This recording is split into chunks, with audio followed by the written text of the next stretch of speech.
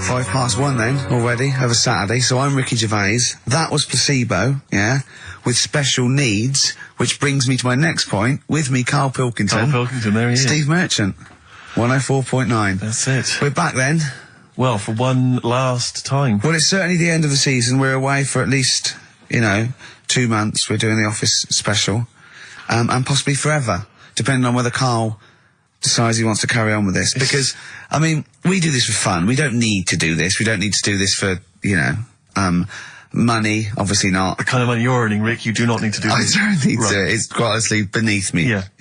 We don't need to do it to further our career because it's embarrassing being on XFM. Didn't your say, do not even bother cashing those XFM checks. It's not worth your while. No, it's not. The time it took to sign them, Exactly, it wasn't worth it. So we do this basically to ridicule Karl on a large sort of platform. I say large platform. Yeah. XFM. No other radio station will have us. It's roughly the same as standing up in McDonald's. I imagine so. But of a lunchtime though. Yeah. Or when it's just the cleaning staff mopping up. Yeah. So, and if Karl doesn't come back, he's breaking up the three-way partnership. He's very much Sting, isn't he? Yeah. Like, what, 1986, 87? Exactly. He's going to go off and sort of make some quite poor, sort of jazz-inflected white man soul, and leaving us to go about our business. Play pizza places. Exactly, yeah. Yeah, well, I'm going to go into sort of maybe writing say, Dad, why can't I be in the CIA? Yeah. You don't know anything about it, you're a drummer. Yeah. So we'll have to see. I mean, do you think anyone cares? I wouldn't have thought so. Because I think if someone was interested in having some good chat and some great laughs, they'd spend more time with their friends. Yeah, or listen to another radio station. Or listen to a decent radio show. I think like that, yeah. They listen to XFM for some music to have on in the background that's loud enough so they can hear it while they're hoovering. Yeah, I don't think our fans hoover.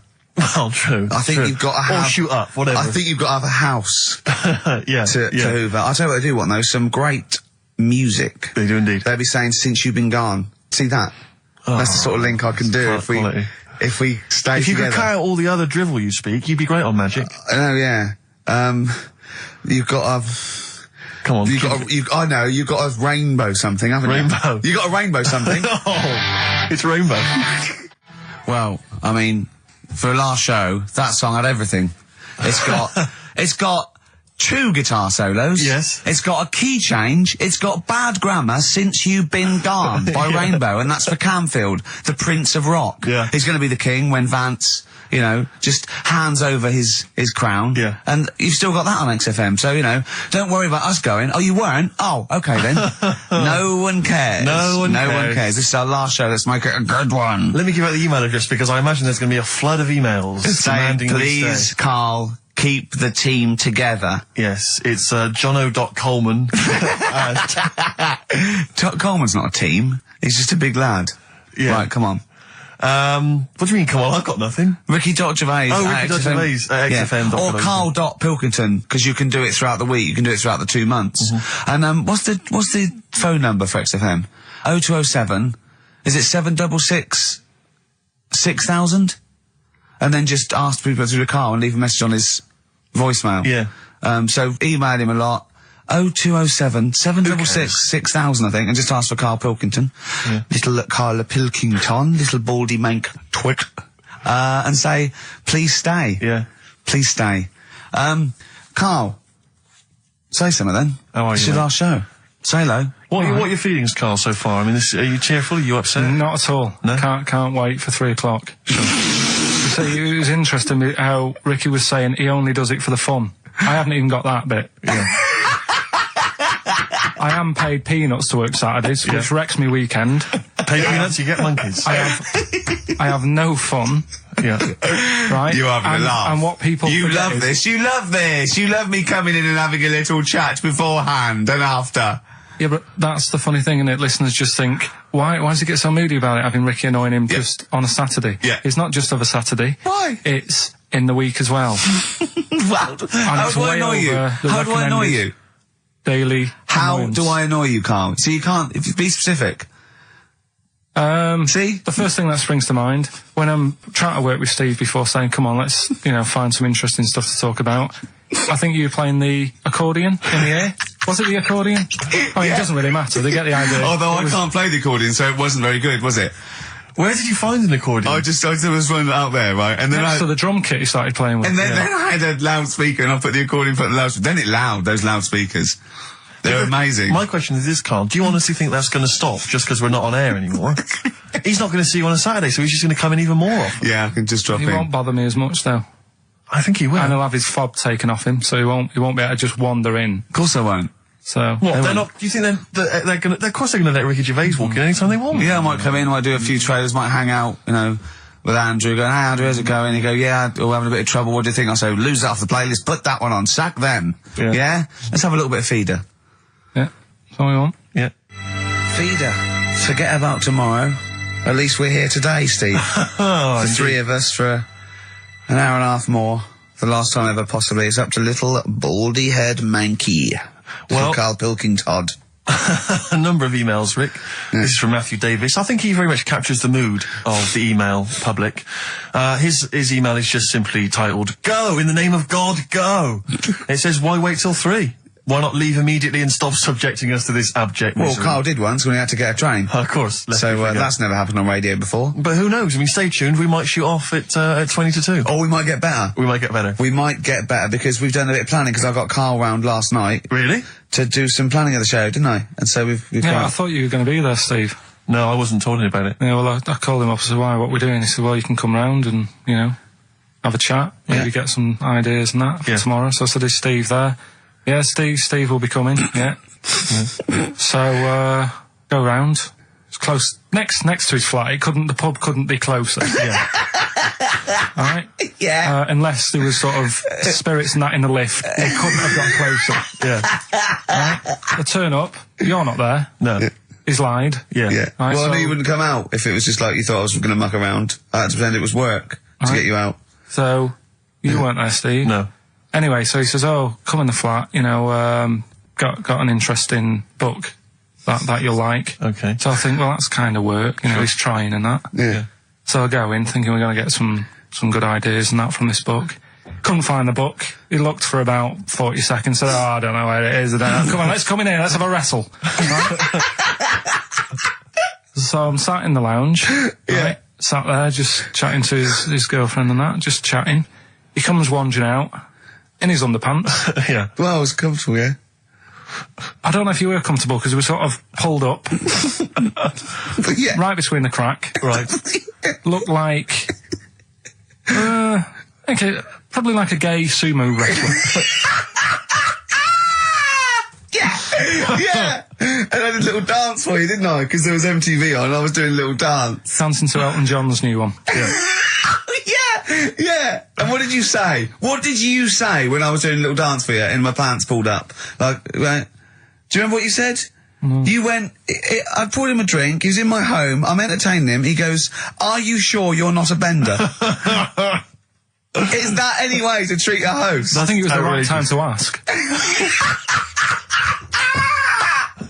But we did do some work, didn't we? Because you got confused and you said, he's, you know, oh God, it's like a child or a cat when it's confused. He went, "Steve reckons in ancient Greece, right, it was better to shag a bloke than a woman." And I went, "Well, yeah. I mean, that's about the male being sort of a first-class citizen. Yeah. Much better, wasn't it? An aspiration the to point sleep with was, a beautiful Carl, man than a beautiful woman." Women were lower class citizens, Yeah. so therefore men were seen as higher class. So to have sexual relations with a man there was no shame in that. No. In fact, it was looked upon. And I as a said, good "Well, so, you know, ancient Rome." I said, even Nero, he sit in his big jacuzzi and he used to get, you know, pretty boy men to just go into the water and just nibble at his testicles while he was having a They wash. didn't do that. He did. No. Yeah. And he's not a gay fella. No, well, no. I mean, you know, I don't know about Nero, but I mean, it wasn't a case of a big delineation between what was heterosexual and what was gay. It was just, you know, whatever you... So what did this fella do then? This one who's having his... Well, having he his was little testicles? pretty much top boy, Nero, for a while. He was in charge. And, you know, and you did what you were told. If, Caesar or... But why were people going round there? Why didn't they go, "Oh, No, they weren't dropping in. It wasn't like the door was opening. I was going to see what Nero's doing. It's not like when I pop in here to see you. Normally what would happen is he'd say, "Come back to my place, I got a book for you." Yeah. You pop in. But He'd come out in his pants. Elton John would be on. You'd have probably been like a delivery boy or a stable boy or something, you know, and you'd have popped round there and you'd have gone, there, right, Nero, there's the tablets of stone you wanted. And they go, Pilkington, why you are here? Pop under, I don't know why he's French. What is that? I don't know why he's French. Just pop under the water and nibble at my testicles and you'd have done it. Because he was Nero. I wouldn't. You would have. There's no way I would have done. Yeah, well, you would What have. have I done? I've dropped a pizza off. Yeah, you why pop am I round to there? Nero's place with a pizza. Right. Right, I'd say I've done my job. Right? Yeah. That's not the sort of tip I wanted. No, he'd have said, get the little baldy chap to nibble at my testicles, and you'd have run the water. I wouldn't have done it. No, Well, you I haven't haven't had done the it. You water. haven't done it, right. No, I wouldn't have done it, Can I just say this, Steve? Not only would you be nibbling at his testicles, you'd have been going mad. You'd have been noshing him just for extra. You'd have been doing everything he wanted. You'd have been going, he'd have gone, I didn't ask you to do that. You'd have been going mental. They'd have been chewing, slurping, smacking, poking. You'd have chopped, you'd have gnawed his packet off. You'd think you were eating Walker's crisps. There'd be bubbles, there'd be blood. Oh, it'd be horrible. The Beatles from the soundtrack to The Yellow Submarine, actually, and that's Hey Bulldog. On XFM 104.9, our last show, maybe. Me, Ricky, Steve, and little Karl. Alright, Karl? But that book, that wasn't a fake. It wasn't like just a ruse to get you back to show you me and dancing in my pants to Elton John. It's that. What was your girlfriend doing during that, instantly? I think she was just getting on with sort of like packing up sort of boxes because we were moving. So sure. I don't think. Well, she's seen it all before. Yeah. And the book was. Do you remember that book that I showed you? That it was A Man's Body, an Owner's Manual, and it's just like loads of stats. And there's one in there. Yeah, it's kind of like a Guinness Book of Records of men. Yeah, there's one section there. That was. Sorry, hang on. It's not like Guinness Book of Records of men. That just sounds a little bit like you and I were sat around your house looking at a big book, pictures of men. The big man book. The big man book. He is a big man, isn't he? Yeah. He should be on the front cover. Yeah, it was a book more about the kind of physical body and exactly, about biology and social and sex and all that sort of stuff. And but we didn't look at the sex. Which is where we got the knob news for today from. Right, this is true, right? I read that you'll have someone's eye out, knob news. Then you've got the jingle. Yeah. I read that the smallest ever functioning penis, right, was under 3/4 of an inch when erect. Extraordinary. That is bad luck, isn't it? And it's a micro penis, so it's perfectly scaled down. Just a little look at Karl's face. Well, couldn't the fella have said, look, right, I'm not happy about it, so don't print it. It's not the sort of press people want, is it? There wasn't a picture of him. It was anonymous. They didn't read the book and at work the next day and go, look at this, Frank. What? Smallest ever penis, half an inch. He didn't go, it's me. He just went, yeah, loser. Yeah. You know what I mean? Anyway, let's have a shower. I'm alright. I'm alright. He must have had to have a little jod with a pair of tweezers. Yeah, presumably. Because you couldn't even get a fist. I mean, no. That is bad luck, isn't it? Was he a good-looking fella? What would you do, right, if he'd invited you round and said, right, and he was like the king, right, and he went, oh, Karl, can you just go in there and just nibble at it? And you've gone under the water, and you're just about to nibble at it, and you come up and you go, that's tiny. Would you be disappointed or relieved? Right, well, that wouldn't happen. No! Karl, I'm saying if it did, would you be disappointed? Would you go, oh, I can't even I don't know where to start with that? Or would you go, oh, thank God it's not a big one? You've got to remember that he's the emperor. So you've got to do what he says or he'll have you killed. What would you do? Would you go, oh, I lovely set of tackle, or, oh, it's not as big as I wanted, or would you secretly think, I'm glad it's not big because I didn't want to, because I'm not that guy? I'm not even gonna think about it, because I wouldn't do it. I know I wouldn't do it, even back then. Even back then? What do you mean? Even when was Nero at it? What? Well, the Roman Empire was sort of like 2000. Well, it stretched for years. Yeah. So, it's a long time ago. Yeah, I wouldn't do it. You'd have to. I always remember, we're still doing knob news? Yeah. Just Is this Knob some News Extra? Knob News Extra, excellent. Well, I didn't do that well at school and that, right? But we had biology. Mm-hmm. And I didn't take much of it in, but there was one day when it was about, knob news and stuff. Sure. And it was all about how blood,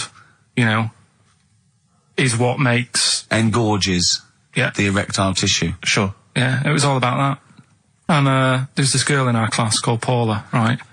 We were sat there watching it, and she fainted. You just heard her go, oh! And she hit the floor, right? Because we were all sat on top of the desk watching this. I wasn't that interested in that. No. I wasn't looking at it and that. But Paula, right, she fell over. And the funny thing was, right... What was it, a video? Yeah, a video of, like, this blood doing the business to this fella's member, right? And she fell over, like, and everyone's like, oh, what's up with her? And the teacher was trying to, like, wake her up and give her water and that. And it was really weird, because then the nurse came in, and yet this video was still playing. And the nurse came in, what happened? Well, do you seen this? Yeah.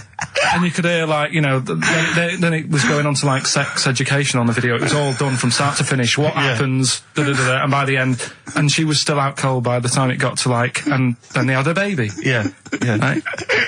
And that just reminded me of it. So it seems to me that was her sex education class. She fainted when the penis got erect, and when she woke up, a baby was born. That's probably what she thinks happens. She's wandering around now. And the whole class just missed out a bit because they saw someone. If she's ever with a bloke and he gets an erection, she just goes, oh no, well, that's it. She was a bit of a class tart, really. That's why everyone was like, what's up with her? Carl. No, but she was. Everyone was like, what's up with her? She's not seen it before. But just reminded me then. Weird. But anyway, yeah. So I wouldn't. Anyway, let's leave Nero aside. Yeah. The other thing in this, should we play a record and come back? Yeah. There's another interesting fact. There is some extraordinary facts in that. Yeah, well, more facts. We're running over. But it won't be knob news. There'll be all different types of news. Libertines, don't look back into the sun. On XFM 104.9. I'm Ricky Gervais, with me Steve Merchant and Karl Pilkington, for possibly the last time ever. I was coming in today, Steve, and I was walking just past that Shaftesbury Avenue, at the beginning of Shaftesbury Avenue, and it's sort of a little bit of a tramps corner going on there. And there's a couple of tramps, proper tramps, already had a few, and about sort of like 40 maybe, right, or that. They could be 30, they could have a hard life, they probably have. But he was going, Johnny's coming down, but Les isn't going to make it. And I think they're just planning their social and meeting there. I just think that that's nice. They've got, they don't just drink by themselves. Yeah. What are we doing tonight? I thought we'd get drunk and sleep in the hallway. We did that last night. But I just like the idea that they're planning it. And they've got mates and they do stuff and they go, all right, how's it going? Well, we know it's going. Yeah. I'm sitting next to you in a pile of piss. You know how it's doing. I was also thinking, do you think they ever wake up, like, before they've had anything, like 9 o'clock and go, I was pissed last night. Yeah. Oh. You were talking absolute rubbish. What was I doing? You were just going, hey, boys, you were just shouting at cars walking in the street. You were joking. Was I really embarrassing? Yeah. Oh, you were pretty drunk. I tell you this, I am never going to do that again. Oh, but at least I didn't make a pass at Dirty Agnes. Oh, God, what did I do? You were just going, please, Just love the idea they have no little conversations and that. I imagine one of them going, I'm not coming out tonight, I've got no money. Nor have we yet. I'm just going to go and dance. Just go and dance outside McDonald's. Seriously, I only made 18p to go. Because I always, I've always had a soft spot for the homeless. But do you remember that time I was walking over to yours once? And, see, there's the homeless people, there's those ones that they try to retain a certain dignity. They won't just come up and ask you for money. They'll come up and maybe try and start a conversation before introducing the fact. The fact that what you despise and annoys you is the thing they're trying to hold on to is a little bit of pride. I know. And what do you want them to do? Well, just be crushed in a skip going, just give me some money, look at me. I just think, come out and say it. Come out and say it, but don't try and fool me, because sometimes I feel like I've been tricked. I get annoyed because I feel like I didn't see you coming. You came out of left field, I didn't know you were a tramp. I imagine the fact that they're bare-chested, apart from a blanket with their hand out, covered in sores, and no teeth is a clue that they're probably... Not really. This was one of those ones, you sometimes see them, the ones, they're slightly older, and they've got a full suit on. They wear a complete suit, like a pinstripe suit or something, with maybe trainers, admittedly. Yeah. And I sometimes think to myself, you know, at what point in that moment before they finally left the house for the last time did they think, well, I'm going to be homeless. I want to look good if I'm going to be homeless. I'm sleeping rough. I think I'll put on a pinstripe suit. It sort of happen. It can happen in a matter of days or weeks. Anyway, listen, I'm not begrudging the fact that he asked for money. That's fine. I just felt a little bit annoyed because I thought he was an ordinary person. Right. And he came up to me and he said to me, Go on. And he said to me, excuse me, mate, have you got the time? And I said, whatever, you know, 3:10. And he went, have you got any money? And I knew that. I was annoyed. And it annoyed me because I thought, I should have known straight away. I mean, a homeless person, you know, I sensed it straight away. Yeah. Excuse me if you got the time. I wanted to say to him, where have you got to be? Well, yeah. What appointments have you got? Well, no. Maybe he goes to work, he starts begging at 3:00. Yeah, he asked all that day, he goes, what's the time? They go 3:45. You know what I mean? Then he goes, oh, give us some money. It's 3:00. Right. Maybe he has the mornings off. It might have been his day off. He was doing half day or, you know, shift work. Yeah. He might, you know what I mean? You never know what shift they're on. I just think, Rick, when you see those people from shelter or from famine relief in the street, they've got to wear those little things over their clothes that say where they're from, or at least some kind of name tag. Yeah. So you know when you're stopped by them, you know what to expect. They got a clipboard. I know. These homeless people who come out of there, they look like regular people. They come lurching out like zombies. You go, oh, you think that's an attractive woman? She's just come over. Oh no, look, she's got a dog on a piece of string. I know, yeah. I just think they've got to come out with it. They should just come out with it. Just be honest. Be proud. Those people with their things sometimes annoy me, is where they stand right in the middle of the pavement. I have to zigzag. I have to cross the road 4 times to get through them. It's like playing Getaway on video, avoiding all these up and down Oxford Street. You have to really, they come out, worse when they recognise me. That's why I've got about 8 standing orders now where I've been caught. I leave the house and it's just like people are trying to take my money from me. Between my house and the tube, there's just swarms of people trying to take my money from me at any cost. Carl's got his first little direct debit, haven't you? £5 a week or sort of £5 a month? Yeah, I've joined something to help Africa out. I quizzed her for a bit. I mean, she came over and she was saying... He was talking to her for about 40 minutes. Yeah. Just making sure your money was going right to the right place. Yeah, I was saying, you know, why have I got to give you my bank details? This is the thing. And I was saying to her, I'm sure you'd make more money, right, if you just had a little thing that you put money in. I said, I want to help you out, right, but it's the fact I've got to give you bank details. And she's saying, no, this is the way we guarantee we make money. You know, we can help places out because we could be out all day and we could only earn like 50p, whereas, you know, we know that it's worth us standing around. Yeah. So I was like, well, fair enough. I said, so what's my money going to be doing then? And I think it's called Care of the World or something. Yeah. And she's saying we're giving them money to buy hammers, and we're not just going to give them money to blow in and stuff. They've got to, like, work and they don't give them money. Well, whatever. What do you think of these people just, like, on these drought planes? Like it's a gift voucher for being cute. So they have to buy a hammer. No, they go with the buckets and go, alright, and they throw it up and they go, bundle! Yeah. She was making out anyway, right? That she was nice enough, she was selling it to me. She said, you know, we give them the tools and they feel good because they're building up their own place and everything. And so fair enough, right? And now I've done that for 2 months. They've had a tenner off me already. I'm checking it, making sure they're not ripping me off and that. Yeah. If I ever go to Africa and I need a hammer, and there isn't one, I'll be livid. You'll be livid. Because, you know, it is a lot of money. Sure. Every month, £5. Yeah. And, you know, you're talking about people hassling you and that in the street. I actually moved flat. The last flat I lived in, I moved from there because of the hassle. That really? It was a high street, and you couldn't, like you were saying, you'd nip out for a loaf and spend about 40 quid. Yeah. just on people saying, give us the money for this. Samaritans, tramps, heart attacks, old people or whatever. It's like... So it ended up pushing me off that street. It was like, I can't handle this. It's getting crazy out there. They may as well have little stalls. Yeah. Hey, but listen, let's make the world a better place with a little bit of music. Oh, thanks a bit very of much. Bauhaus. Yeah. Give generously, people. Come on. Bauhaus's version of David Bowie's Ziggy Stardust on XFM 104.9. I'm Ricky Gervais with me, Steve Merchant and Karl Pilkington, possibly for the last time. And as a special treat, a return, sort of like a summer special, an end of term, well, a gift to the fans. Karl is bringing back Rockbusters. Do you want to explain it? Rockbusters is basically Blockbusters, completely ripped off, done with music. That may or may not be a cryptic clue, and may or may not be the actual band name, and may or may not be the actual letters he said they were in the first place. Do you want to sort of describe one, though, in case someone's a new listener? Well, Exploding Pet was Atomic Kitten. Yeah. AK. Basically, for those of you who are new to the show, this is the final show, Karl reads out what he considers to be a cryptic clue. It's not a cryptic clue, it's just some words. Just a string of words. Yeah. And from that, you are supposed to deduct the name of an artist or a group or a band.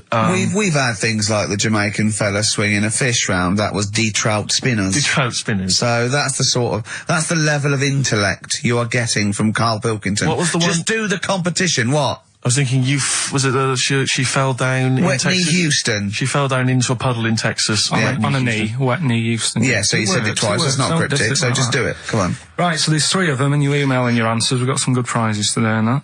Right. Well, let me say the prizes. They aren't bad. Whiz through it, because this, you know, the competition's bad enough, let alone just listening. What's he got? 3 DVDs and about 6 CDs. He's got the young ones and all that, lot of TV things. There's some great CDs, yeah, go on. Right, so the first one, cryptic clue. This vegetable started life down under. Right? This vegetable started life down under. The initials K-O. Right? K-O. This vegetable started life down under. Second one, the things that you normally find on the beach, right, have been found floating around the moon. Right? Yeah. That's, I think it's TS. You think it's TS? Yeah. You set the questions, but you're not sure. So the things you normally find on the beach have been found floating around the moon, right? And the last one, well, if you put that many in the post, I'm surprised I didn't receive one.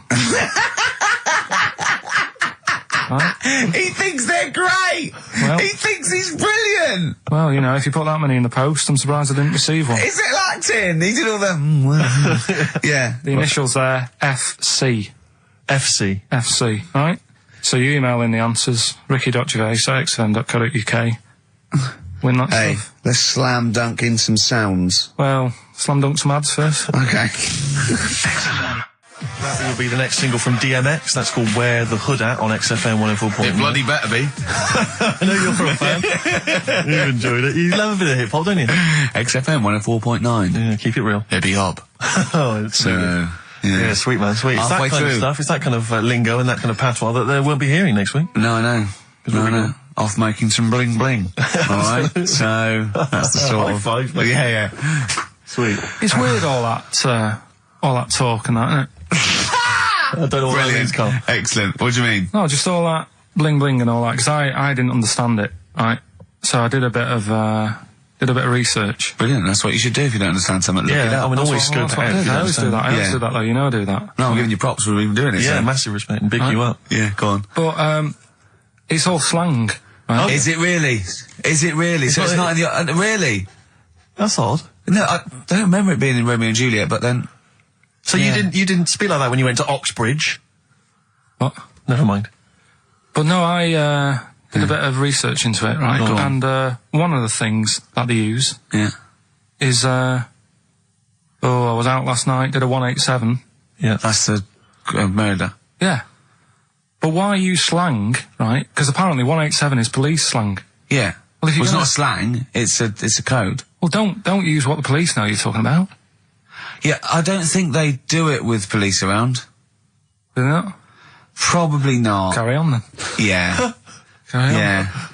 I always remember the Cockney rhyming slang supposedly originated because, you know, East End villains or whatever would make up their own slang so that if they're overheard in conversation, then they won't know what they're talking about.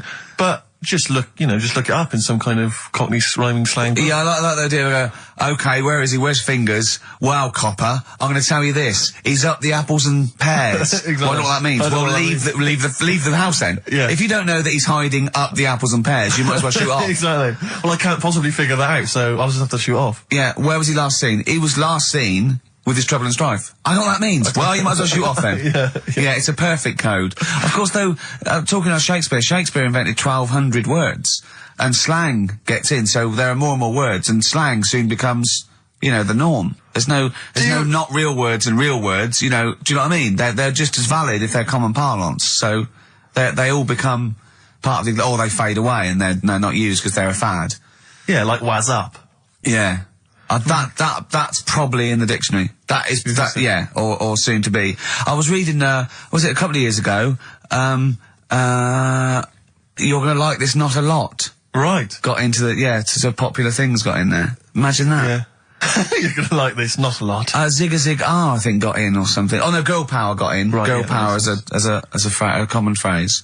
Sorry, go on. No, you have to, you mean. No, it's just that, with the slang thing, did I tell you I was trying to read that book about, the governor? Oh, yes. And that was full of that, and it had a page on the front that you had to keep going to when, you know what I mean, when he used a bit of slang, you had to sort of go, right, I don't know what he means. Glossary. Right. Just nip back, have a look.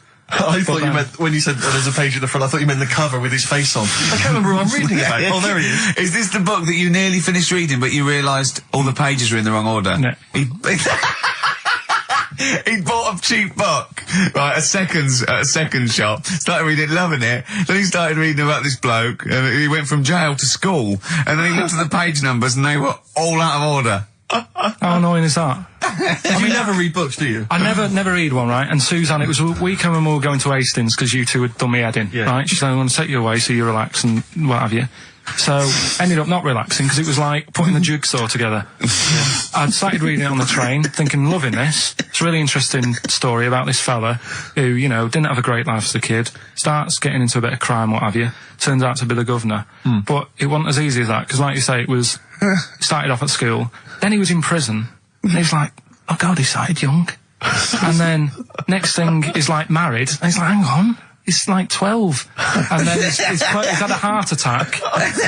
And then, like, but I just thought it was part of the thing because I read chapter 1 and then it did say chapter 12, but I thought, right, it's like that sort of done in that stylish way that everyone's doing.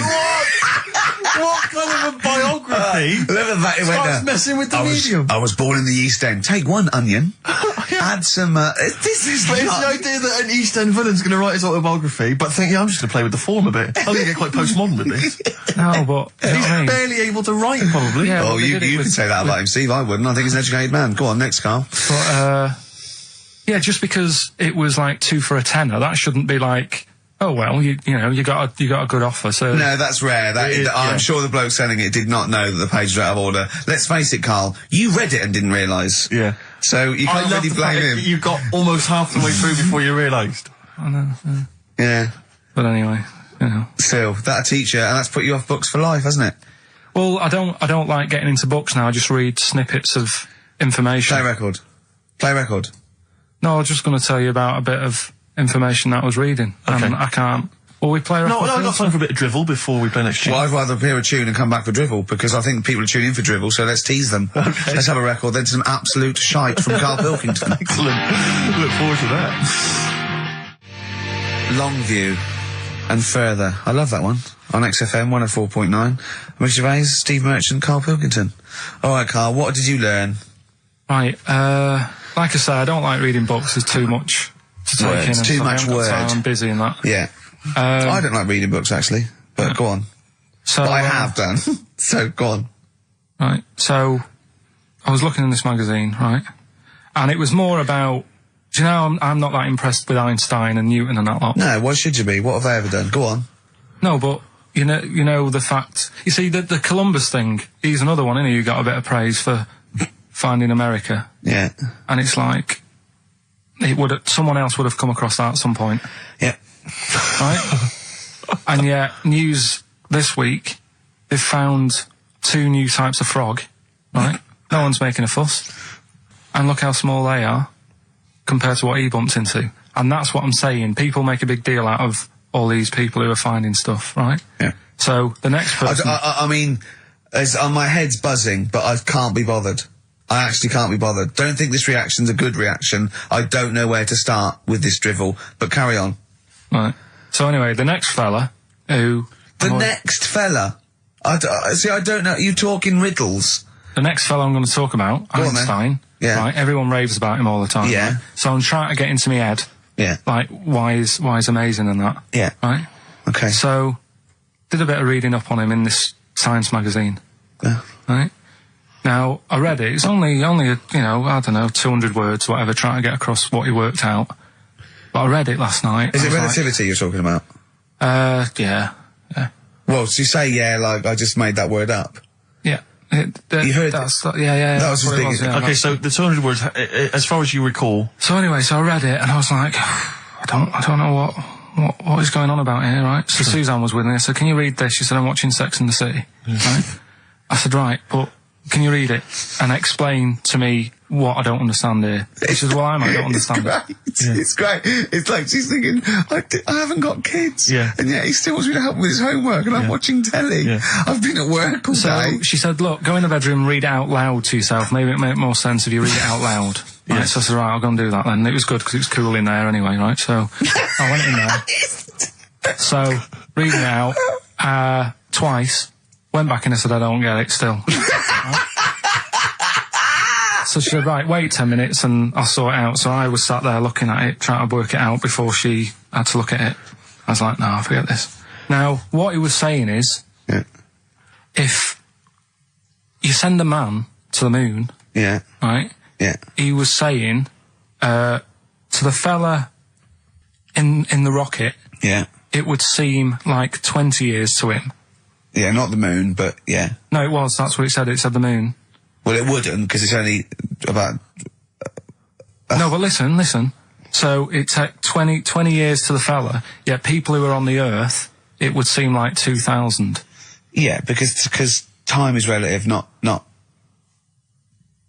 I don't... What do you mean? Right. Well, listen, the fact is that it's tending towards the speed of light where it really makes a difference. They've even done it with atomic clocks, where they've sent one up, even in Concorde, and it's like 0.01 of a second difference. What is the watch? Yes, yeah, because greater speeds. But why does speed affect how a watch works? Right, I don't think this is a conversation... Look, speed is... Sorry, see stop. What I mean, Just stop for a moment. Steve. Right. See what I've done? I don't think this is a conversation to be had on a Saturday afternoon on a radio show. But I'm just saying, though.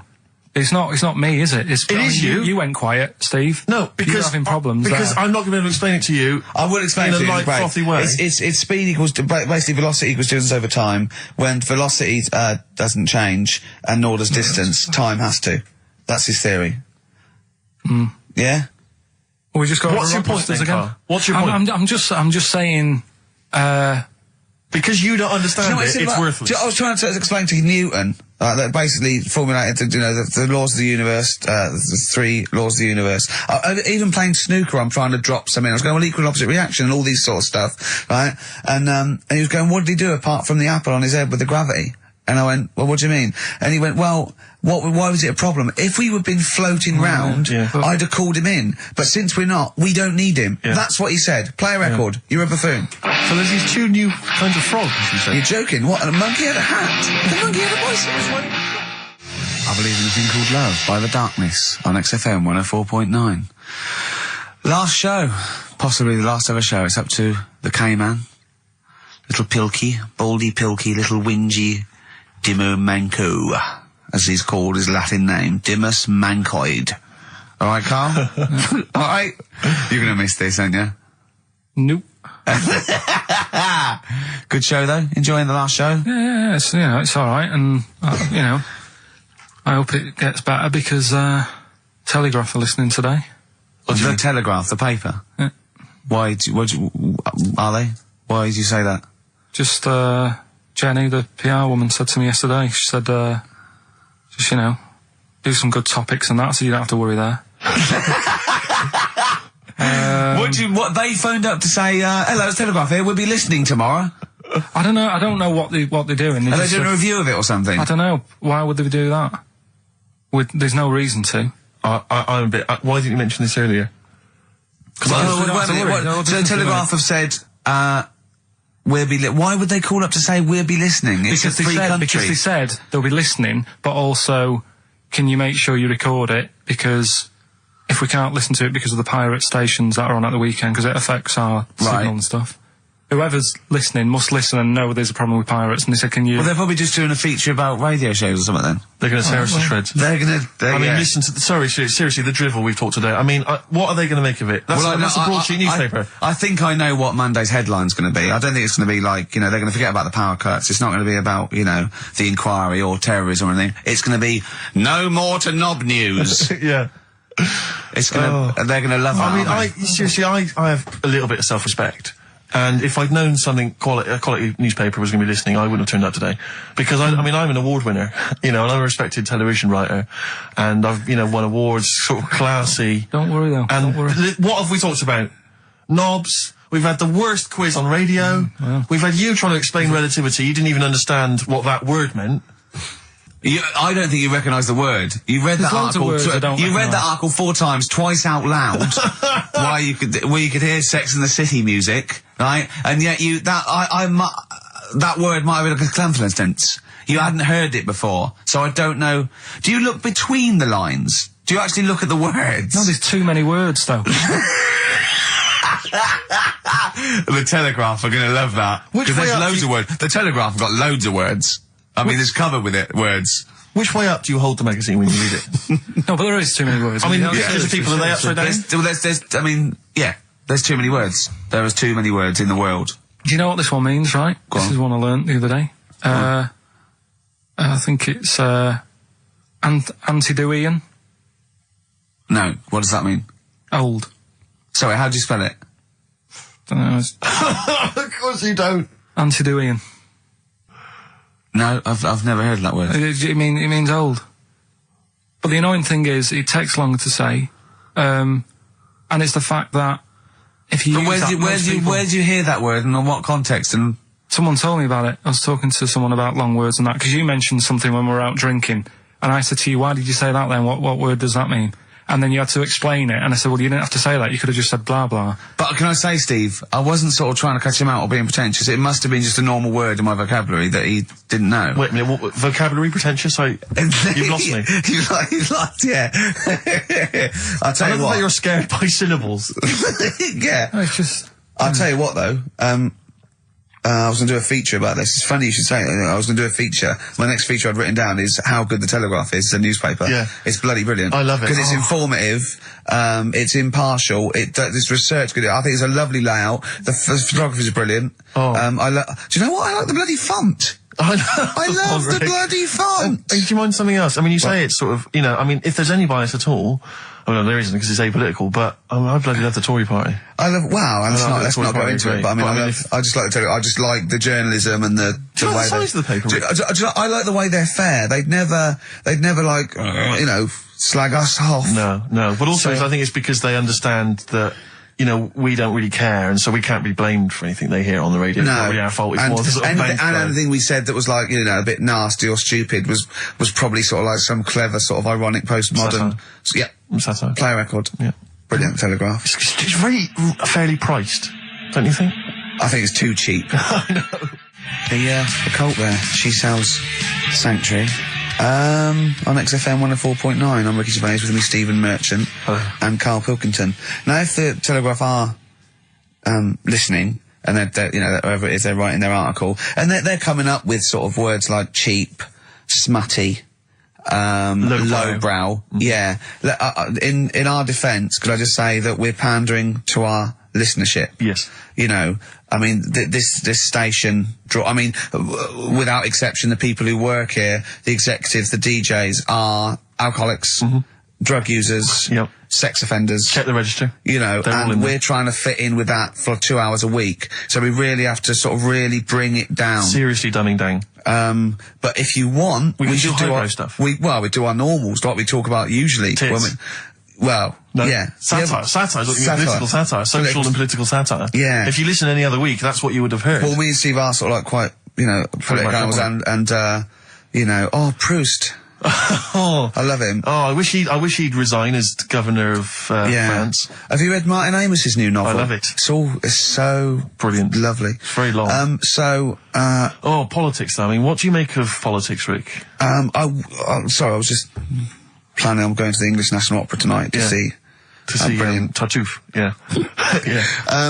Well, politics is brilliant. It's my favourite thing. Say something satirical and comical about, say, John Prescott. Oh, he's got... Stop eating pies, Prescott. Oh, I wouldn't like to be him about now. So that's the sort of what do you stuff. make of George W. Bush? He's a bit stupid, isn't he? Well, that's the dangerous thing. He's the most powerful man in the world, and I just think, I hope he thinks about stuff he does first. Oh, please. So that's sort of wise as well as comic. I thought of something about Bush as well. Go on. But it's about his name and a woman's fanny. Oh. So I was going to bring those two together. I think it's fine, though. I think that's still quite highbrow, because you've incorporated Bush. Which meaning the president. That means fanny as well. So I think we're pleasing both. We got both camps. Camp? That reminds me of something. I know, yeah. So if you're listening to Telegraph... Daily Telegraph, that is brilliant. the sort of thing we're You're capable brilliant. of. That's the sort of thing we're able to do. Too many words for Carl. But what about some adverts? I'd love some. Buy the Telegraph. XFM. Black Rebel Motorcycle Club. Stop. On XFM 104.9. Well, if the Telegraph are listening, they'll be loving the music. Oh, that's great music. They'll be loving Knob News. Coming up, Telegraph, just keep listening, because Monkey News is coming up. And we do the results of Rockbusters, the worst quiz. Best quiz. On radio. Do that shortly, although, probably you're thinking, Rick, isn't it time that we do our usual roundup of what's been happening in the news? Yeah. Which we always do every week. Yeah. We always do something. Basically, if you're listening and you're a new listener, say you work at a newspaper, we always try to be informative, just try and put stuff out there that just educates people, informs people. What are you thinking? Well, I said Monkey News is coming up, but what have you got? No, I was just looking on the net there and just found a couple of quite important news stories, probably worth mentioning. Policeman caught photographing. I don't know why it makes me laugh. It's just the phrasing, I suppose. It's a headline. Policeman caught photographing up woman's skirt. No, he wasn't up there taking a picture of Big Ben. No. He wasn't going, can I just sit up here? I'm just going to take a picture of that seagull over there. No. He was facing the camera up a woman's skirt. He was indeed. Right. A policeman in Japan is facing disciplinary measures after he was caught photographing up a woman's skirt with a hidden camera while on duty. The 42-year-old sergeant, who's not been named, used a digital camera to secretly snap the shots when the woman was reporting a stolen bicycle. So he was actually doing his proper job. He'd obviously thought to himself, I'll bring him a digital camera today. On the off chance a beautiful woman comes in to report a crime or robbery, I'll have it ready, I'll have it positioned, in such a way. But this is interesting. This is how he got caught. Okay? The woman became suspicious after she saw a flash go off. brilliant. I mean, this not a secret at all. Sorry, did I just see your shoe? Your shoe just seemed to just spring into life there. It was light. There was light. Yeah, I think I've had someone set fire to some magnesium that was on the end of it. It won't happen again. Well, it's only you and I in here, and your shoe was just suddenly lit. Why are you standing like that? Why is your shoe just sort of like between my feet? There's no reason. This is how I always stand. What did the bike look like? Flash? So, are you taking pictures of my family? No. And no, I'm not. And you should be wearing knickers anyway. Well, how do you know that? What? How did you know I'm not? How did I know what? I'm not wearing any... I didn't know you. I don't know what you've got up there. Well... I don't know what it looks like, and there's no way I could. Of course, it would be roughly that conversation in Japanese. I know, yeah. You know, you just mentioned there about sort of no knickers and that. Is this going to be your Auntie Nora? No. Right. It's just, the last flat that I lived in, I always had a good view across the road, and I could see, it was the hairy... There was the hairy Chinese not hairy Chinese kid. He was just a Chinese kid, actually. Yeah. Running about. Because that's rare, isn't it? Hairy Chinese kids are very rare, isn't it? Yeah. There's only one official sighting, isn't there? In one of those shit little magazines that you buy. Yeah, he was running around in his underpants. Sorry, you just swore ironically. I mean, I imagine if there's any newspapers listening, you did that because you're sort of jokey and... Yeah, go on. Let's not swear. And there was the old woman who didn't move. She was just sat there reading the book all the time. Who we think possibly died and no one came round for weeks, And now I've moved, right? And it was quiet for a bit. I always look at what view I'm getting, right? Looks across and it was just sort of empty, sort of flats ready for people to move in and that, right? Anyway, people are in there now, right? And they've put all the furniture in, but I haven't put any curtains up. Oh. Right. So anyway, I'm sort of washing up, just having a look out the window. Yeah. Right. Girl sort of, wandering about, knickers on. Right? With no knickers on? You mean naked? No knickers. Well, she had a bra on. Right, okay. But, she's probably looking for a knickers. So, I thought, And I don't know how long I was looking. No. Right? But anyway, she looks across. Oh, God. I think she spotted me. Yeah. I think, oh, God. I felt really bad. Yeah. I said to Suzanne... Sorry, is this some sort of Peeping Tom confession while the Telegraph are listening? I've no idea. Well, it's not, that's the thing though. Peepington. If I was peeping, she was peeping as well, because she was looking over. Works both ways, doesn't it? Yeah, but yeah, all she could see of you was your bald head. Yeah. No, but and your hands moving as you were washing up. And some white-looking substance frothing up. Particularly stubborn stain on this glass. Yeah. Oh, God. Imagine that. Imagine if she looked across. I'm assuming your sink is lower than the window. But didn't she just, like, just cover up or something? Or she looked back and go, oh, you're looking at my fanny? Well, the thing I did... What? I thought, just sort of drop me boxer shorts. Because I thought... Well, Suzanne said, what are you doing? What are you talking about?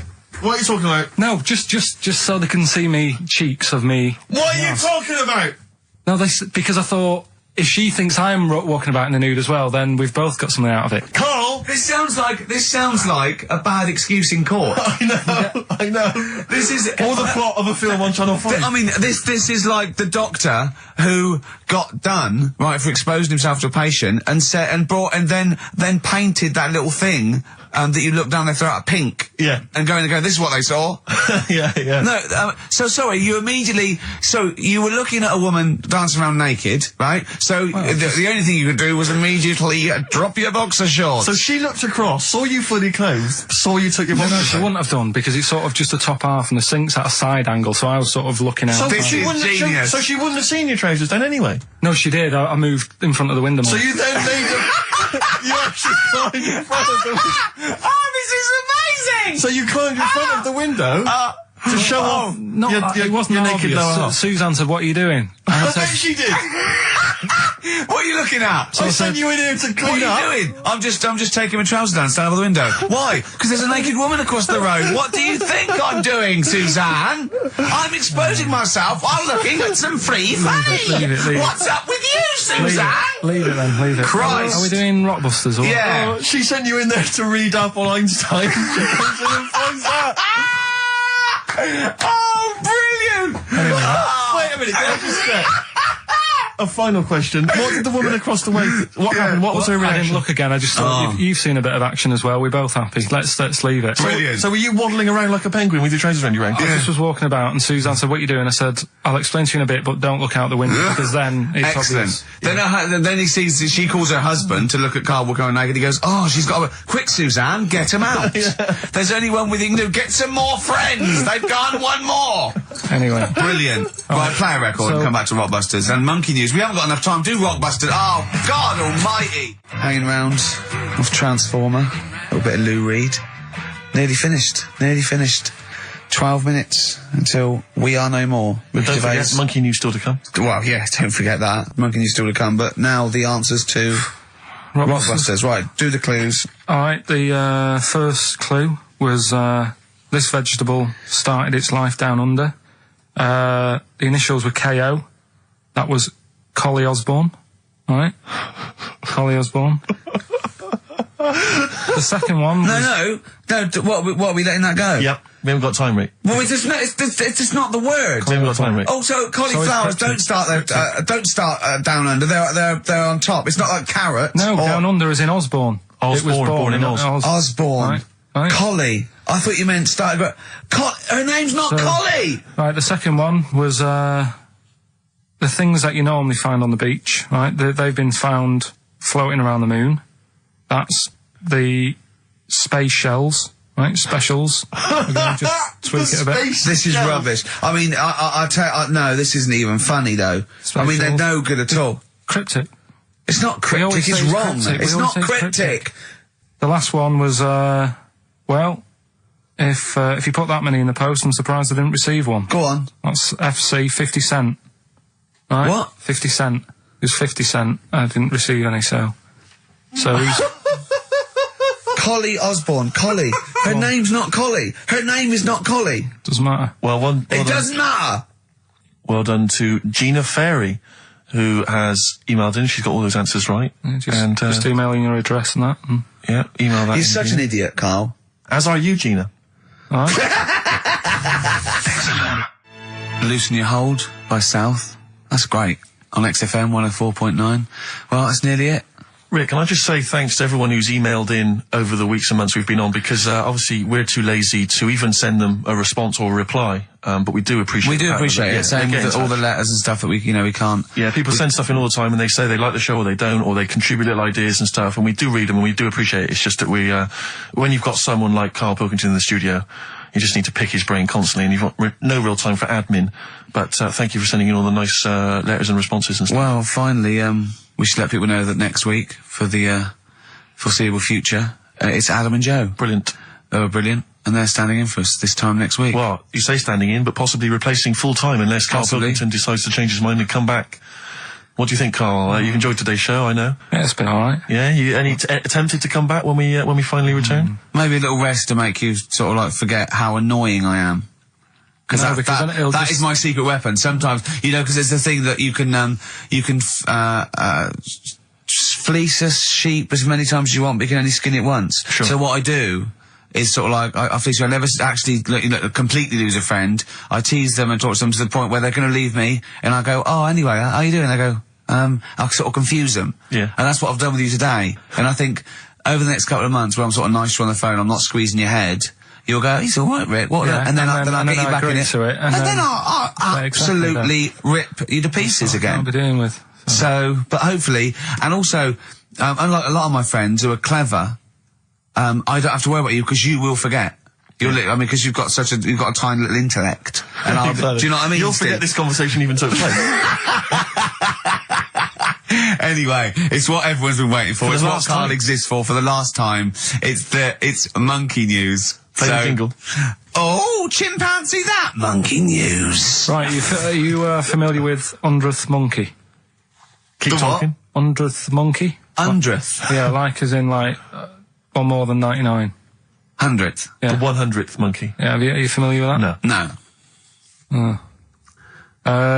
Anyway, thanks, that was monkey news. Next week, Adam and Joe. What do you mean you're going to leave that? Well, I thought it was a popular phrase or something. What, 100th monkey? Yeah. What do you mean a popular phrase? What, why? What? Because you're going to do songs and phrases with it next week. We've said it once before, 100th monkey. No, it's just, it says the expression 100th monkey. Well, do it anyway, what's the story? Well, it's from the 1950s, right? And the way they got it because they were following some monkeys about, right? And they started... Who was? Journalists. Oh, yeah, why? Oh, yeah. Just to see what they're up to. Right? Okay, so they're following some monkeys around, yeah. What was it? What, a documentary? Anyway, one of them... Come on! One of them washed some potatoes.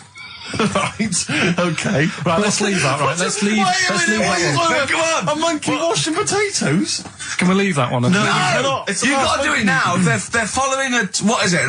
Sort of like a family. Is it a family of monkeys or it was just one chimp and it was washing a potato and they thought, that's a bit odd. Right? Yeah. And then it turns out that ended up teaching another monkey how to wash a potato. No, they do it. They go down and wash them in the sea because they like the taste of salt. And the weird thing is though, when it got to the 100th monkey, right? Even though it hadn't been taught how to wash a potato, it automatically knew. It knew what to do. What do you mean? What do you mean? It was in them. It was in them that they knew that when they get a potato, they had to wash it. That isn't the monkey news. I'm just saying that's where the expression comes from, but you haven't even heard of that. So. Well, there's a couple of things there. That it could be another upshot, and you know, an instinct is part of your genetics as anything else. Washing a potato. But you can't pass on acquired characteristics. So that's nonsense. If you mean that someone was taught they had a child and it knew it, there's no chemical memory as such. So that wasn't even monkey news. No, the monkey news, you know, we've covered a lot of stuff. There was sad stuff, wasn't there? Yeah. There's some funny stuff in there, you know. Yeah. Do monkey news! Playing robbers and that. Football team. A monkey football team? Yeah, in Costa Rica. Oh, yeah. Got all the team members here, right? Right. All the different things. Little goalkeeper. Apparently he's on transfers from some other club. But the bit that got me attention is, apparently he's a holder of PhD of physics. Do you want to have a look at that? What, the goalkeeper? Yeah, just the goalkeeper. The others haven't done that much. The others haven't done that much? Well, I believe that he's got better exam results than you, Karl, but I don't believe he's got a PhD in physics. Obviously... Do you know what the name of the team is? Coconuts. Oh! So if the Telegraph are listening, that is the sort of quality entertainment you get. Well, you don't anymore. Let's just put a song on then. Yeah, that's the end. Goodbye, everybody. Have a lovely summer. Yeah, the rest of it. And, we might see you in October. We might not. It's up to Karl Pilkington. Chances are slim. So call 0207 766 6000. Ask for Karl Pilkington. Or email him. What's this? This is Tim Buckley to end with. I think you'll enjoy this. It's called Once I Andrew Was. Phillips. Call Andrew Phillips. See ya. That was the record before us, and here we are, pre-recorded, because we did this a few weeks ago, because we're not here at the moment, are we? We're away in that. I'm Ricky Gervais, with me Stephen Merchant. Hello there. And Karl Pilkington. He's not actually with us. No. He'll be in some of the best of clips that will be coming up shortly. Yeah, this is just us, isn't it? This is just us. We did this, when did we do this, Rick? A couple of weeks back. Hold on, what is it? It's the 27th today. Yeah, I enjoyed Christmas. I loved Christmas. I love Christmas. I had a great time. What do you get? Loads of presents. So did I. I'm glad they made it to number one. Oh, I'm really glad. Stroke, he, she. Yeah, I'm really glad that the pop idols, Cliff Richard, Westlife, made it to number one. Bo Selector. Yeah, just delete that. Yeah. Okay, well, we're going to play some of the best of, some of the greatest moments of the last 3 weeks. Yeah. Ever heard on XFM 104.9. What about this? Do you remember this one? Oh, which one is it? Alright, so, here's the first bit. Right, there was this is what it's like about getting presents and stuff, right? With my mum and dad. Go on. My mate, Colin, right? Colin Mackin? No, Colin Bailey. Oh, right? yeah. He had a little Sinclair Spectrum, right? Yeah. Computer, Yeah. which was like the thing to have at that yeah, time, yeah, right? yeah. You used to always go round to his house. The deal was... Not the one you had to play through the window because you weren't allowed to. No, that's another lad. Oh, right? yeah. This is a different lad. And the deal was, he came to our house, and my mum gave him a pie. And then I'd go round to his, and I'd stay there for a few hours playing, Hungry Horace and stuff like that on it. Sure. Right? Now, my mum and dad knew that I really wanted one of these computers, right? So I waited about a year, came round to Christmas Day, I thought, I reckon might have one. Turned out, they bought me the wrong one. They bought me a ZX81 instead of a Spectrum, right? And, Christmas Day, I'm there trying to load the games up, it's not working, I'm thinking, what's wrong, right? And the thing with me, when I was a kid, I used to get quite sort of agitated. This is the moment. Right? I found out that it needed a RAM pack to make it work, right? Looking in the thing and it's saying, and make sure you put your RAM pack in the back. And I was like, oh, where's the RAM pack? And my dad's going, I don't know, I've got you the main bit. That's it. So, I was that wound up, I just was sick, right? Just sick. I didn't feel sick or anything, I just was like, oh God, went to the sink, just sick. Because I was that on edge about it. I said, come on, we've got to get one. And my dad's like, Tandy's shut, we're not gonna get anything today. Ruined again, Christmas Day. That was after the year when my train set got blown up by our kid. The following year, no RAM pack. And now you ask me, why don't I get good presents? He's scarred.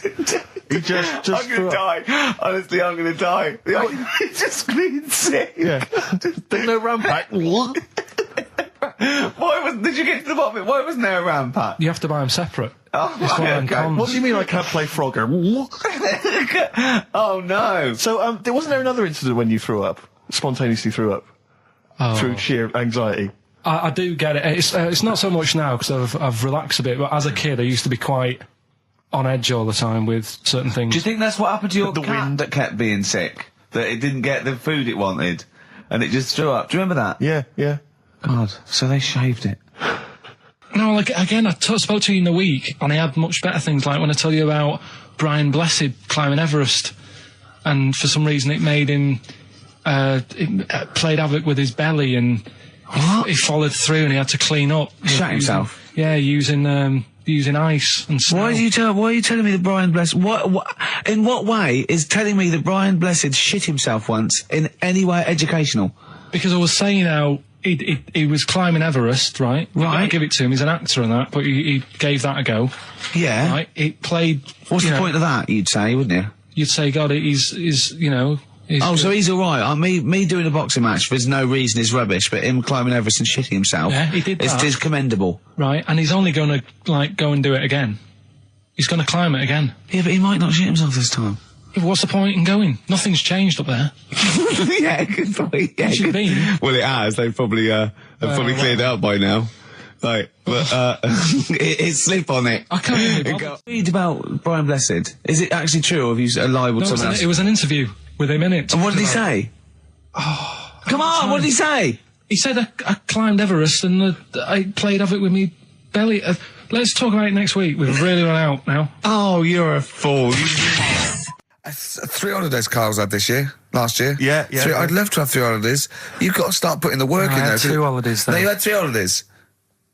You went away with Suzanne and her parents. Yeah, well, that doesn't count. It does count. If you book 2 weeks off the firm, you go away and you go, how was your holiday? Go, well, I didn't really count. It wasn't a really good holiday. Can I have them days back, please? My New Year's resolution is to be nicer to you, but well talk done, sense. you've already broken that. No, but talk sense. Talk sense. You've had 3 holidays this year. And I'm just saying, you're in your 30s now, and 30s is when you should be really putting the work in. That's true enough. To reap the benefits in your 40s, 50s, 60s, 70s, 80s, 90s, and 100. Carl, what's your New Year resolution? What about think before you speak? It's worth... See, I'm allowed to laugh. I'm allowed to laugh at things other people say, Carl. That one... that is a good suggestion. How was your holiday, Carl? It was all right. Right, brilliant. But that I don't see on the ratio of good to bad in Carl's mind. That might be amazing because we never hear him sing the praises of anything. I'll tell you what. Can we have a cracking little tune and then come back and hear about Carl's holiday? I'd love to do that. Let's keep it tight. Let Me Tear Us Apart by Joy Division. Now I can't put my finger on it, but that doesn't sound like the original, and it's off a compilation. It sounded a bit fast. I think the vocal was slightly different. If anyone can, put me out of misery, I think it might be in a session of the time or something. Carl, is it a New Year resolution for you? Another one. Maybe when we ask you to get a song, get the original single version. I could be wrong, not some but obscure session. Yeah, it does seem different, doesn't it? Very odd. Yeah. Maybe we just remember it wrongly. But anyway, that's XFM for you. 104.9. I'm Ricky Gervais with me, Steve Merchant. Karl Pilkington. Carl, you went to Lanzarote. Yeah. People said don't go to Lanzarote. They told you it was Lanzarote. They told you, were they right or wrong? They were right, yeah. Really? Yeah, it's a bit ropey, yeah. Is it? Why? Just, out there. If it wasn't for the volcano they had, it'd been knackered. That's their big draw, is it? That's it, basically. That's all they've got going for them. When you landed, was it really hot? Were you quite excited? You were thinking this is okay? It was warm. It's we can't complain about the weather. The weather was all right. Sure. You know what I mean? That's what I went for, but it'd be nice if there just was something else. Yeah. What did you do all day then? Did you read your ritual book? No, I didn't read that. I read that book. Do you know the book that I bought and all the chapters were messed up? Oh, yeah. I bought a better version of that. All right. And I read that. Excellent. And then... Did it make more sense in order? Yeah, a lot easier to follow. Yeah. And then we went and had a look at the volcanoes and that. They've got 36 of them to look at. How many did you look at before you realised that pretty much, you've seen one volcano, you've seen them all? Probably about 6 or 7. Really? Yeah. And then when you got to the 8th, you thought, now I know what this is going to be, Suzanne. This is going to be like a mountain with a hole in the top. Yeah. Really? But it happened years ago as well. It's like, just keep a couple, fill the rest in, tidy it up. Fill the rest in? Yeah, no, Well, getting some builders. No, seriously though. Okay, 4 million tonnes of concrete, please. They're an absolute death trap. Yeah, what do you mean fill them in? Do you know what a volcano is? It's just a hole, isn't it? That's happened. Well, it's more than the hole. It's more a portal to the magma in the centre of the earth. Back in 1730 it happened, and they still haven't sorted it out. Well, when you say it happened, volcanoes were made a lot longer ago than 1730. No, but the one that did Lanzarote in. Right. Sort it out. What would you suggest?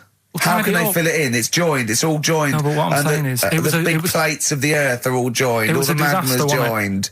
With the trade centre thing, that happened. They cleaned it up, sorted it out, they've moved on. That's what I'm saying.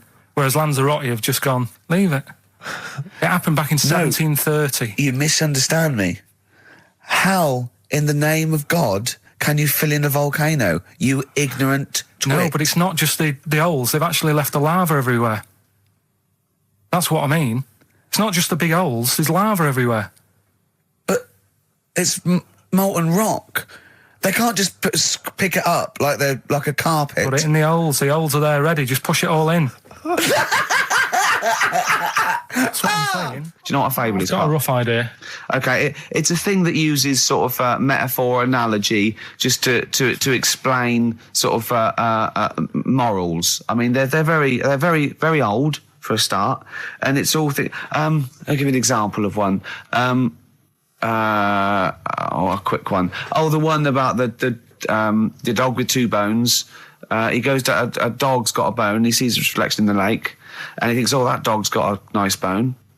I'll have that." And as he goes to get that one in the reflection, he drops the one he's got, and that's one about I think I was told one when I was younger.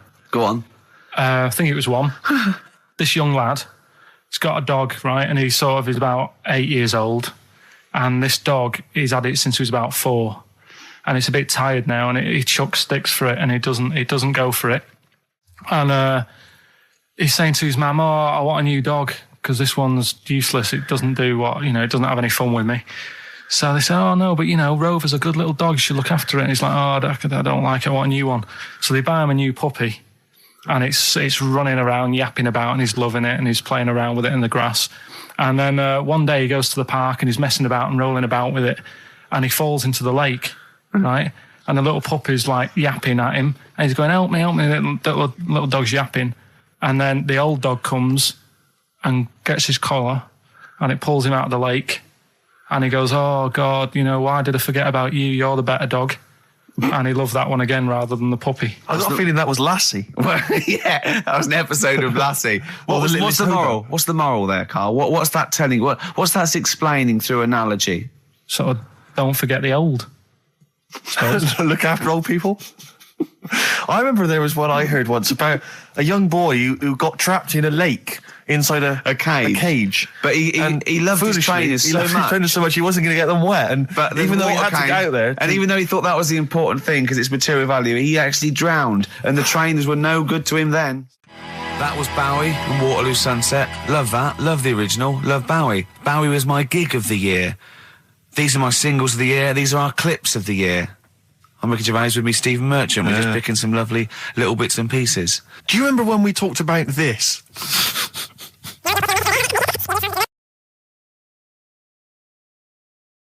So we just had a text here that says, and I don't know what truth there is in this, as ever, but John says there is apparently a nude bike ride today in Hyde Park.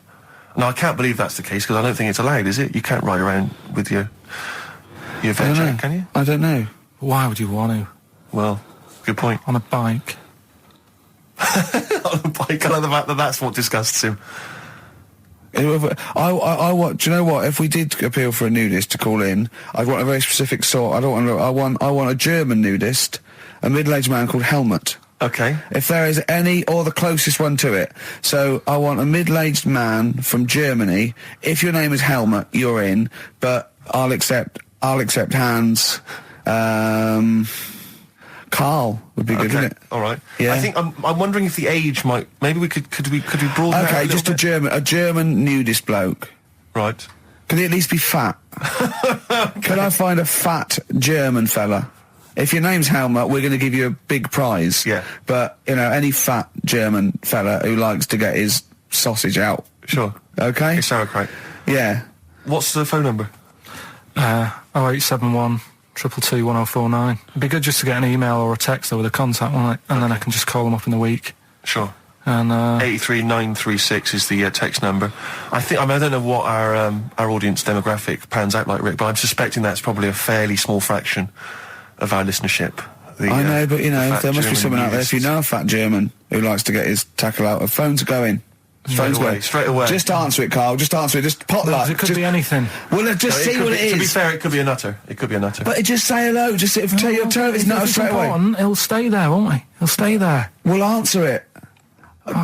Answer it. Leave it. Answer it. Oh, you see this? It's gone. It's gone. There you go. He bottled it. So, just as well. Well, you took too long to answer it. There's a vicar in Australia who started sort of doing his services and all that. In nude. Hot, isn't it, out there? Yeah, where do you get the churches aren't? Churches are pretty cold. It was on some website. Of course it was. Yep. Just saying about a vicar and that who's there's a lot of nudists and that who want to get married. Do it, you know. Don't mess about with the wedding dress and that. Just snip up. Cheaper, isn't it? Well, I suppose it's so. I suppose if you believe in God, you believe that that's the way to be in it, because Adam and Eve and that. Yeah, but then in Adam and Eve, the shame made us dress up, didn't it? Yeah. Eating the apple and things. Yeah, but God didn't want that, did he? No, he wanted to see it all. He was loving it. He was having a whale of time getting a life full of all of that, and then the snake said, cover yourself up. Stitched him right up. What exactly is there then? Is it just a kind of moon-like kind of surround with just kind of dust and rock? That's exactly what you see. I was there when the Mars thing went wrong. Yeah. I would have just sent a camera crew there, filmed a bit of that, right, and say, here we are, this is it. Yeah. Ignore the little coffee shop in the background. Yeah. Right? This is Mars, because that's where it's like just loads of dust. Yeah. Holes everywhere. Tidy it up. Little round-headed aliens complaining. Yeah. Whinging. Just like Mars. Yeah. So is there what's the best bit about the holiday? Come on, pretend you're Judith Chalmers. I have been doing. I would have done all. I would have said that. Don't bother. Right. I mean, the hotel was good. Yeah? That was all right. What was that like? It's all right. Just, clean. That's all you want, isn't it? See, that's not quite what Judith Chalmers does. She doesn't go, what's the hotel like? All right, yeah, clean, innit? All right. What was it like? What was it? 3-star, 4-star? Did it have a swimming pool? What was the room like? Yeah, had a swimming pool and that. Yeah? Yeah, it's good. I think it was one of the better ones on the island. Okay. Nightlife? Wasn't really in it. There was a bar, there was some bands playing. Yeah. Not very good. Food got a bit boring. Yeah. It was always the same food every night, but they sort of themed it and made out as if it was different. So, like, on Mexican night, it'd be chicken with a nacho on it. Right. And Chinese night, sort of chicken with a little prawn cracker on it and stuff. Sure. But that got a bit boring. That's me just turning on my phone, because I want to read to you a text that I got from Karl. I think you sort of sum up the holiday in this text, don't you? Do you remember it? I can't remember. Let's have a look. Let's have a little look. Instantly, what did Suzanne, your girlfriend, make of it? Similar view to you? That they should fill in the holes? Yeah, it's just that thing. You see, I went on a coach trip, right? And you go and see the volcanoes. Like I say, there's 36 of them. Yeah. Which, how many do you need? And when we're on the coach going round all these volcanoes, the fella on the front's going and look out your left window at the moment, and there's a volcano. And if you quickly look out at the right-hand side there's another one. Right. And on the left, he's just like, all right, we've seen it. Sure. Do you know what I mean? Yeah. And that trip, we'll talk about that trip in a bit. Right, this is the text I got from Karl, right? All right. Been up to a volcano. Been in some dead artist's house who built his house in the lava.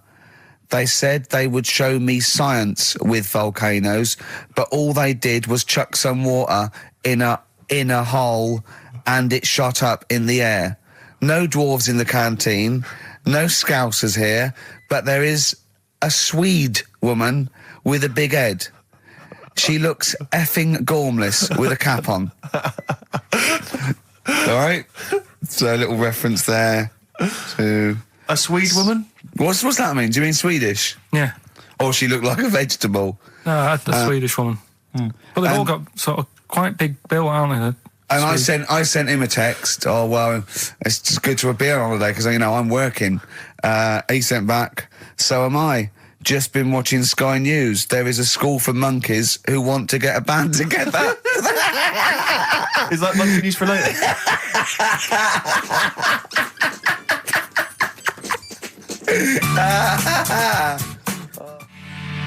Oh My Corazon by Tim Burgess. I can't get enough of that. I love that chorus. On XFM 104.9. Ricky Gervais, Steve Merchant and little Karl Pilkington. But it was a nice holiday.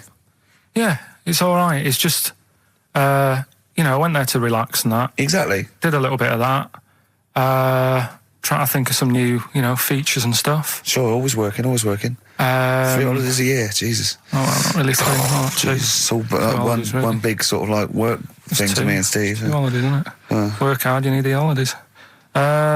So, yeah, the things that annoyed me was like, you get bored sat around the pool after a couple of days. I'd read my book. Yeah. You know, there wasn't much going on the Not even any crabs to throw sand at, was there? No crabs or anything. They wouldn't bother with Lanzarote, right? So decided to go on a little trip. That's when I saw the volcanoes and that, 36 of them.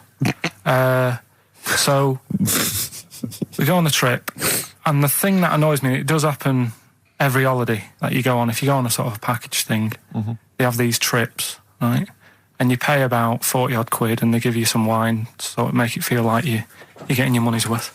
But how many of these trips have you been on then? Loads. Probably about 12. More holidays than I've had. Go on. So anyway, so you're on the coach, right? And they take you for the volcanoes. They took us in the middle of nowhere. Yeah. Right. There's nothing else round there. Sure. It's like I say, it's like Mars, but with holes in the ground. Yeah. Right. And they sort of drop you off, and they go, right, everybody, see you back here in an hour. There's loads of volcanoes for you to look at, and a coffee shop over there. And you know for a fact, right, you don't need an hour there. You could just say, well, just keep the engine running, because I'll have a look in this hole, we'll get back on, give us 5 minutes. Don't need an hour. Absolutely. But you know that they've got something going. It's a backhander, definitely. What, with the coffee shop? Definitely, yeah. They go there. And they get everyone to have an ice cream and a coffee, and they sit down, have a fag, talking to the bloke. Yeah, and it's like, cousin. Yeah. How much was the coffee? Was it probably about €3 euros? So I think it was $3.50. Sure. Yeah. Which is I don't know what, that's about £2.5 quid. Yeah, they stitched you up. Go on. Talking about this the other day. What was it now? Listen, the fella. No, listen. Do you want, all right, no, go on. All right, he's got it now. Go on. This fella goes to the doctors, right? Oh, right, okay. Right, if this is in any way apocryphal, stupid, illogical, impossible, right, you are never, ever speaking again on radio. So make sure this is at least possible. I'll tell you what, I'll even give you improbable but possible. So if anything that breaks the laws of the universe or logic, okay, that's all you have to avoid. On you go. Right, so this fella, right, he goes to the doctors because he's got earache. Right, okay, if a chimp's living in his brain... Go on. So he's got earache, he's sat in the waiting room, and his ear's all bunged up and it's hurting a lot and what have you. So the doctor comes out and he goes, right? And because his ear's all bunged up, he doesn't hear it that well, right? So he thinks it must have been me, right? So he wanders in. Keep going. Anyway, I'm going to hate this. I can just feel it in my bones. Steve, I'm going to let you take over. Okay, let's hear it. So the doctor says, sit yourself down there, right? So he sits himself down. He goes, right, take your pants off, right? So he's thinking that's a bit odd. Anyway, he heard that though. He apparently he took his tackle off. The doctor did some operation. What, there in the waiting room? No, in his office. In his office, yeah. What? Wait. So he removed what? His genitals? Yeah. In his office. Why, Carl? Because he hadn't called him in. Oh, he'd called in the bloke who wanted his testicles taken off, and he didn't do it. What? So the doctor went out and said, Mr. Jones, who's here to whip off your cock and balls just here and now, right? Bloke comes in, didn't it? It must have been me. So the bloke who wanted his balls taken off didn't say, I think he said me. So he didn't interrupt then. So the bloke goes in, he starts taking his testicles off, and he doesn't say, I'm here for me ears. What are you doing with that? That is a blinding record. And before that, Rick, what do you make of those adverts? They were great, weren't they? I like them, yeah. I'm going to buy all them products on the way home. And that's endorsed by Ricky Gervais. He's won awards. Yeah. Rick, do you remember this? This was a hilarious moment. No, you'll remember this when you hear it. It was when Karl said something that was basic. Well, I think for a lot of people it sounded like a lot of old bollocks. Karl's found love on the street before, haven't you? How's it going with your bird, Karl? Are you married? No. How long have you been out with her? 7 years. Because, you're quite a simple man. Yeah. You're sort of a simple in a nice way. Ways. I mean, you're like Helen from Big Brother. Yeah, you're sort of nice enough, but I look normal. Well, yeah, you sort of do. But you could be one of those that just suddenly go mental with a pen. Yeah, do you know what I mean? Stab people through the eyes. Yeah, you sort of look normal. But if I wouldn't really want to wind you up to a point of frenzy. How did you meet your girlfriend? Through work. What, through her work? What, you phoned up and said... We worked at the same place. Oh, you're right. Yeah. You're quite an enigma, aren't you? Could you give us more on that? At work. You met her at work. What, she came in selling sandwiches? She was going through the bins outside. What do you mean you met her at work? Why are you having an attack on me? You're the one who's sad and lonely. No, he's done you again. He's done you again. But what I thought was interesting was I just scratched at him and he just went mental. Yeah, no, it's like a bear caught in a trap. It's funny, isn't it? You'll never learn. No, I was just interested to find out what the story was, because it might be a really romantic story. Well, it's not. All right, jeez. I love the fact he doesn't want to talk about his love affair. I was thinking about you in the week, and like, does it worry you? I mean, you sort of joke about it now, and we're talking about it in the office, you know, like, oh, is Steve really touchy about the way he looks? And, oh, what's this? Where's that come from? He's done it again. He's done you again. I was walking home the other night, and I was thinking about it. And do you worry that when you're old, you will be on your own? You did start it, though, didn't you? Well, Carl, I'm glad you brought this up. because I mean, for me, you know, a lightweight, frothy entertainment show on XFM on a Saturday afternoon is exactly the place where I want to discuss the desperate, lonely future that's inevitably coming my way. Oh, God. I'll tell you what will cheer you up and forget all that. A bit of Embrace. Oh, one of the most hated bands. I'm a little bit concerned about your toilet discussion. What exactly is your point again? I was just a bit bemused. You see, it's a tricky one. All I'm saying is, right, there I was at the pub quiz. I go to the toilet, not thinking about anything. I try to go, right, there's a little gay fella next to me. I love this little gay fella. Now, the weird thing is, there's nothing stopping him having a little glance, right, because he's allowed in the fella's toilet. Yeah. Now, I'm not allowed to go into the woman's toilet and have a little look round. Right. So all I'm saying is, should they have another toilet area? What, for gay people? Yeah. And so this would be gay men and lesbians? Is that going to complicate things? Well, I mean, I can only assume. I mean, to what point? I'll ask you a question, right? If you're intimidated, that's a shame. But you know, most gay men aren't looking at your knob. You know that? What do you mean? I can only say that 99.9% of gay men who use a urinal standing next to what they assume is a heterosexual man aren't looking at his knob. And what are they doing then? They're emptying their bladder. No, but the thing is, I can't talk. You're saying like, you know, about would you have one toilet for lesbian women and gay fellas, right? What does that mean? Would it be mixed? Would it just be? Would it have a man on one? That's heterosexual man. One little picture of a woman, there, and then what? What would the little icon be? A man and a woman. A man and a woman. Just having a chat. Yeah. In pink and dot lines. But you couldn't mix them, because then what would happen is you'd get people who are going, oh, I'll play up to this a bit. What, pretend to be gay? And yeah, you know, sort of grow a moustache and shave their head. And pretend to be a lesbian. Right.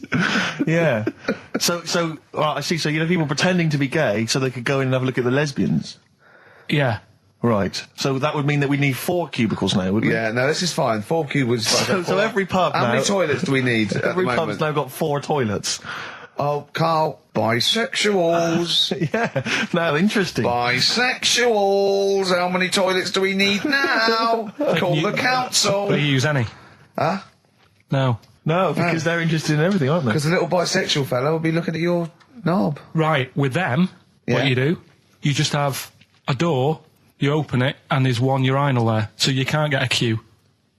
They have to sort of wait. I just thought that, well, why can't there just be a thing between the urinals so no one can look at anyone else's knob? Wait a minute. Just to go back to Ricky's point, what stops, even if we've got the toilet for gay men, what stops the gay men who want to have a look at your willy going in the regular toilet and pretending that they're straight? Most men don't wear gay across their heads. Exactly. They don't have a tattoo. There's no branding yet in the British house where they have to declare. So we're going to have to expand this. So we've all got to carry identity. Do you know you can see a gay, can you? Coming a mile off. No? No, I'll just hold it in next time. No. Can you tell gay men? Do you know a gay man? I'd say probably if you did if you lined some people up, and said point them out, I reckon I'd get. But hold on, we're not talking about people dressed in leather with the arse cut out and an handlebar moustache. Yeah, we're talking about the everyday, non-seen. Of course. Yeah, but I mean, suppose I put you in a room and there was 10 naked men, right? Yeah. And there's 5 gay men and 5 hetero. Could you walk along that line looking at those gay... Am I naked? No, you don't have to be naked. Why would you have to be naked? To catch them out. Play a record! How would you catch them out? No, don't go into it. Don't go into it. Don't go into it. Play a record.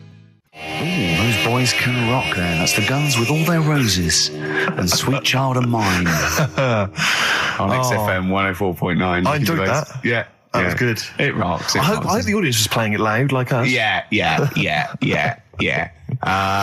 Ricky Gervais, Steve Merchant, Karl Pilkington. Well, look at him yawning. How rude is that? Carl, what's wrong with you, man? Have you been up late? A little bit. Girlfriend was away, wasn't she, yesterday? Yeah, I always have a problem with that. I always have, because you don't go to bed, do you, early? Do you know what I mean? You sort of think, I just always find that thing that if, you're used to living with someone, one of you will go, let's go to bed, then you'll go, all right. But when you're on your own, you go, you just forget to go to bed. I just stay up. Okay, stop eating now, Carl. You've ate all the food. That's just a plate. All right. Okay. Yeah. No, I stayed up and watched, there was a thing on about Dracula. Right. What, Dracula? And I found a flaw in it. Go on. Not the fact that he's the living dead and and drinks blood to stay alive and he doesn't reflect and he can in turn into a mirrors. bat. Well, and you can go on. The mirror thing, you can't look in mirrors, can he? Well, he can look in mirrors, but he can't see himself in a mirror. Yeah. That still doesn't work. Go on. It doesn't work at all, Carl. It doesn't work. Go on. No. Well, centre parting's always really neat. His centre parting's always really how does he do it if he can't look in the mirror? Blood on the floor or something it was called. Rubbish. I love the flaw in the Dracula film is that his centre parting's too neat. How did he do it without a mirror? Oh. Was it a documentary about Dracula? No, there was the real Dracula. The real Dracula. Yeah, the real Dracula. The It's true just a film. It had blood on the floor or something. It was called. Yeah. It's rubbish. We had a little lunch yesterday, didn't we? We did indeed. That was a nightmare. Yeah. I hate going out with you two. I was explaining to Carl, right? I like to excite Carl's imagination, right? And if it involves chimps or monkeys, all the better. Brains he likes, parts of the body, deformity. I know where to, what buttons to push. And I told him about this thing. I don't know if any of you out there know about this, but there's an experiment they did in the 50s, a clinical psychology experiment where there's your 2 hemispheres of the brain, okay? They're joined by a thing called the corpus callosum, right? Which is just a little flap of skin, like a little scarlet lead that joins your 2 hemispheres. And what they did, they cut that in half, and they thought it was a cure for schizophrenia, but what it turned out to be, or epilepsy, I think, I can't remember, was that your 2 sides of your brains didn't function together. You couldn't get information. I was telling Carl all this thing, and one of the things I told him was that they did it on a monkey, and it fought itself over a nut. Like its right arm was connected, by its left lobe of the brain, and it was fighting over itself. And Carl went, instead of thinking this is amazing experiment, he went, would it have been happy if you'd given it 2 nuts? Yeah, I know. Well, you started off by explaining it. I remember you mentioned, because I was watching the 2 of you as you were describing it to me, you said, of course, one side of the brain deals with symbolism. And as you said the word symbolism, I noticed Carl drift away from looking at you, pick up his mobile phone and start pressing buttons randomly. And I thought it was the word symbolism that got him. And I noticed you took you just a moment longer. And I think the first thing you said was, when did I lose you? Yeah, I knew I'd lost him. It's extraordinary. And he doesn't even try to disguise it. I said nomenclature at one point as well. Right, yeah. And I knew I was dicing with death there. Yeah. But, but I told you tried to look it up, didn't you, on the web? You didn't find anything about it, did you? The spelling of it. What is it again? What's the word? Corpus callosum. Yeah, so I couldn't do it. No, don't bother. Give up. Don't bother. Give up. So if anyone knows any interesting facts about that, but yours hasn't been cut in half, has it, Carl? That would, again, might explain something. I'll tell you what we will be talking about later. I don't know if you're sort of aware of them, Steve. Go on. Bonobos. Oh, I don't know much about bonobos. I told him about he was looking for stuff. I said, put in bonobo. He was having no luck with chimp. And they're a form of chimpanzee, but they're even closer to us, evolutionarily speaking. They've got their social groups are more like ours. They're more intelligent, and he was loving it, weren't you? So is it human bonobo Carl? Is that how it works on the evolutionary ladder? Chimp, Carl. Yeah. Yeah. Talking about So we're talking about bonobos. You're excited about that? Yeah, That's coming up in Monkey News? No, I think it's a bit of a monkey bonus. Placebo, Bitter End on XFM 104.9. This is pre-recorded. We recorded this a couple of weeks ago, before Christmas. Hope you had a great Christmas. If you didn't, not our fault, really, is it? Nothing to do with us. Wouldn't have thought we'd have. We're well over time because we've got plenty of cash now, thanks to a lot of you who probably bought the Office DVD. Yeah. Probably got And that if you in haven't stock. yet, and you've maybe got vouchers or money, still available. Still there in the shops. Still available. You can still make it the best-selling DVD of all time. Please. Please do. Yeah. Please do. I'll tell you what you want to hear, though, before you make your mind up. I'll tell you what, if you like this next clip, go and buy the Office DVD. I think you will. It's a brilliant clip. It's the one where we talk about, well, it is self-explanatory. Yeah. We went, it was a great day, wasn't it? Brilliant round of golf. Absolutely brilliant. Such a beautiful place in Stoke Poges. It's like a really posh place. And are you a good golf player? Well, we'll get to that. Oh, okay. Wow, he bought the shoes especially for it. Oh, brilliant. I'd love to have seen him in those little shoes. I know, and they were no good because they were metal spikes. We had to change them. He was annoyed straight away. He spent over £22 on these golf shoes. We hired a buggy that was brilliant fun. I was bombing along, wasn't I?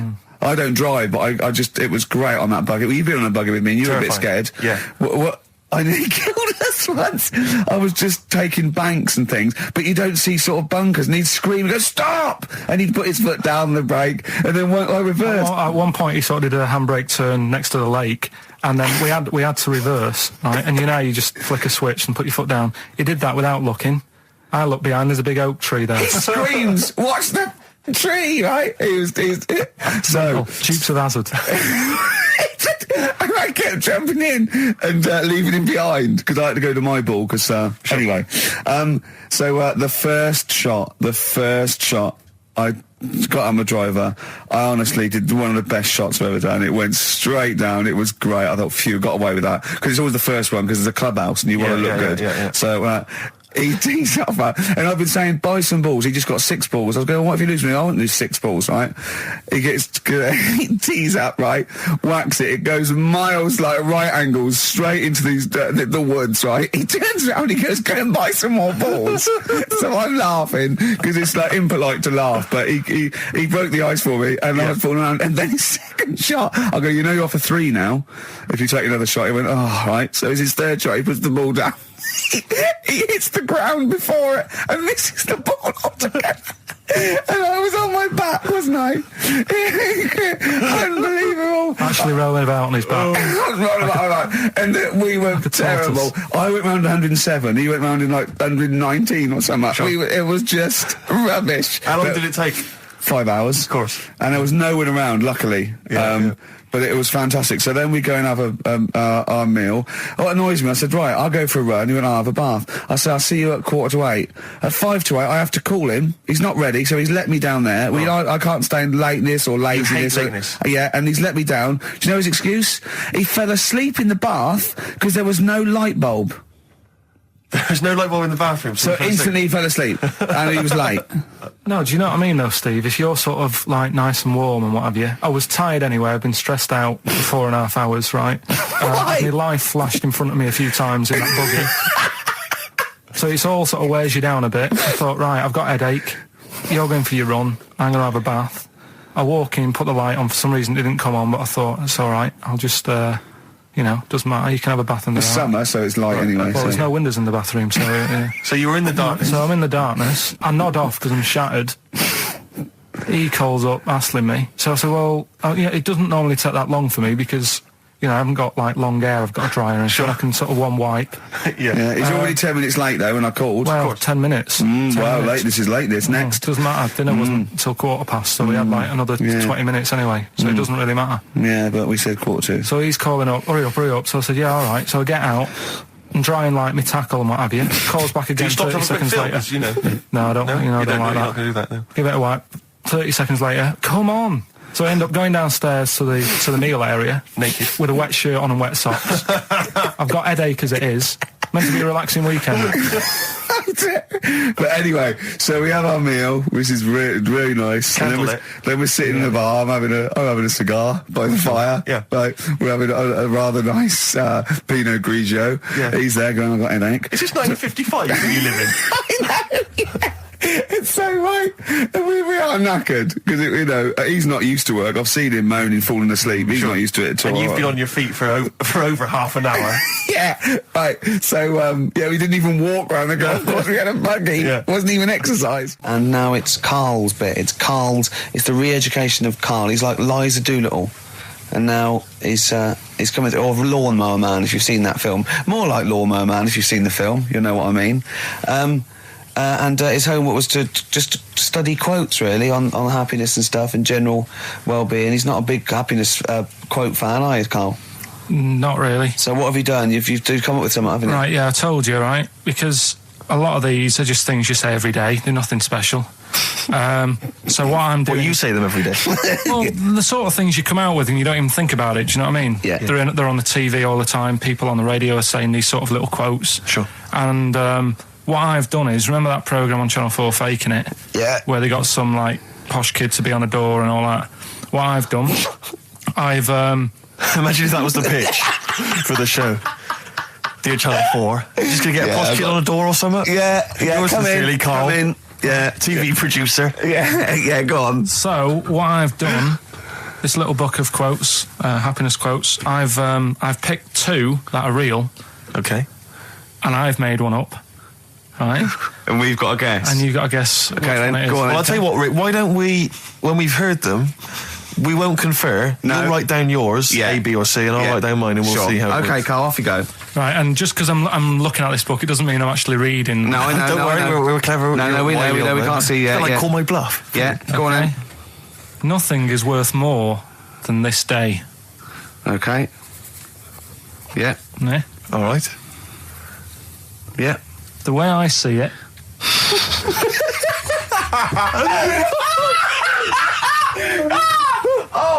Oh God, my head's gonna burst. No, hang on. My head's gonna burst. No, Hang on. this might not be Karl's. It might not be. How do you know I haven't tweaked them a little bit? Yeah, good Okay, point. fair Good enough. point. No, good point. The way I see it, if you want the rainbow, you got to put up with the rain. Yeah. Okay. All right. All right, yeah. Okay. Hang on. Yeah. Come on. Cat food. Cat food, come on. It stinks a bit, but if you don't put up with the smell, the little kitten will die. Steve, I don't know what to say. I don't know what to say. Imagine this in faking it. Imagine their faces when he says that, and they're going, "Oh my God." Oh. Karl, play a song, mate. We'll have to confer on this one. Right, player. Well, that's just amazing, Karl. Just read them again. Two were real, one was fake. Go on in. Right. First one. Nothing is worth more than this day. Excellent. Next one. What does that mean? Well, cherish now, cherish your time. Okay. Because you can't get it back, and that's the way I saw it. Carpe diem, whatever it is, seize the day and all that. Okay. If you want the rainbow, you've got to put up with the rain. Yeah, of course. Yeah, rough with the smooth. It's not all plain sailing, but rainbow's beautiful, but it comes because of the rain, which you might not like. So make the most of everything, and good. Cat food doesn't smell good, but if you don't put up with it, then the little kitten will die. Right, now, Karl, that is a good effort. Now, that one's yours. I mean, obviously, right? Right, no, but it's a good effort, right? I mean, it slipped seamlessly into the others.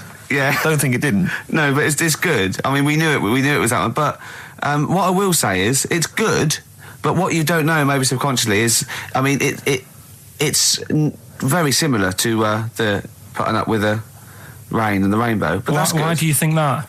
Well... What does mine mean? Well, even though it smells bad, it's good for something.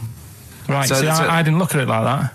What did you look at? I kind of thought... Was yours more specifically about cat food, generally? Because, you know, normally it's an analogy. Yeah, or a metaphor for something, you know, much bigger. Well, no, the way I mean, Dolly Parton, who I think did the rain thing, she wasn't specifically concerned about weather conditions. No. It was a sort of general idea. It's all about life. Yeah. Well, that's what I've done. Go on. I've used an everyday thing. Yeah. And put it with today's problems, right? Go on. So, like, my girlfriend, she might like to go shopping for clothes. I hate it. Right. But because I love her, I put up with it. Ah, that's nice. Yeah? Yeah. So, you love that little kitten.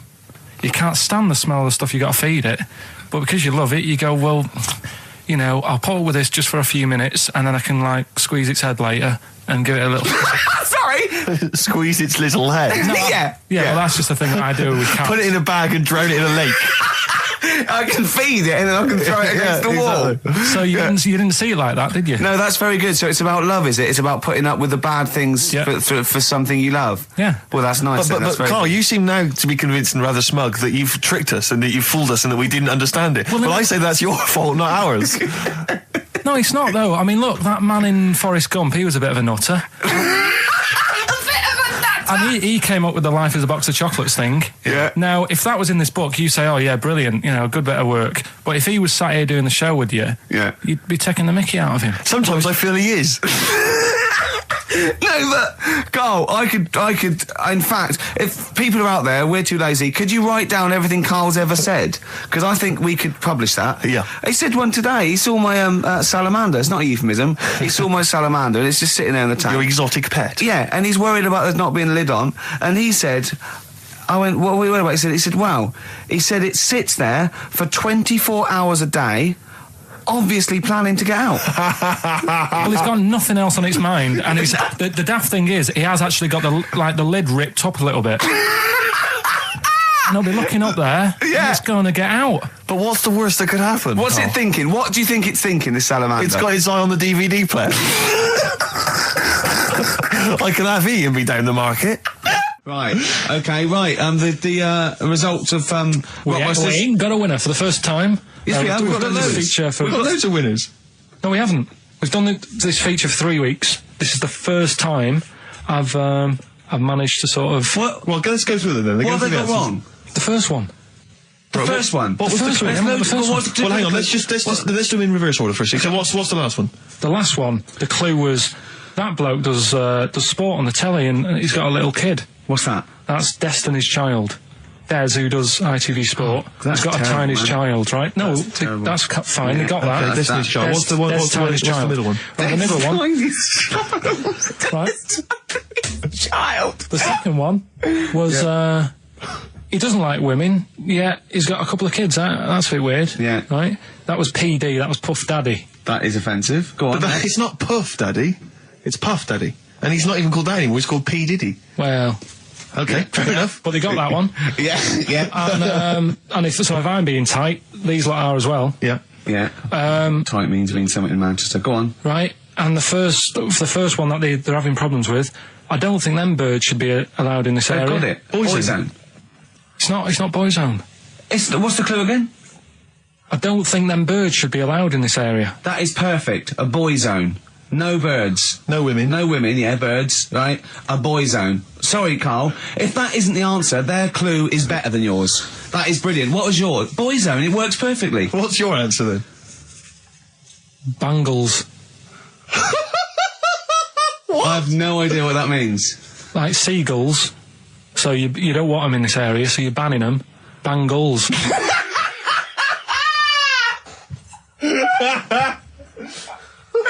Oh! Well, give it to Boyzone, because Boyzone's better.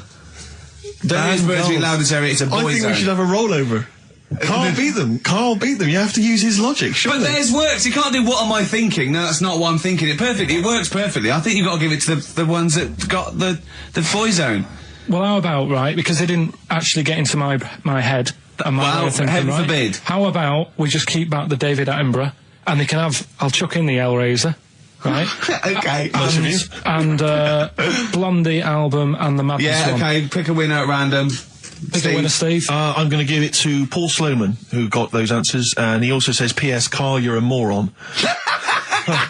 So I'm giving that to Paul, and good luck to him.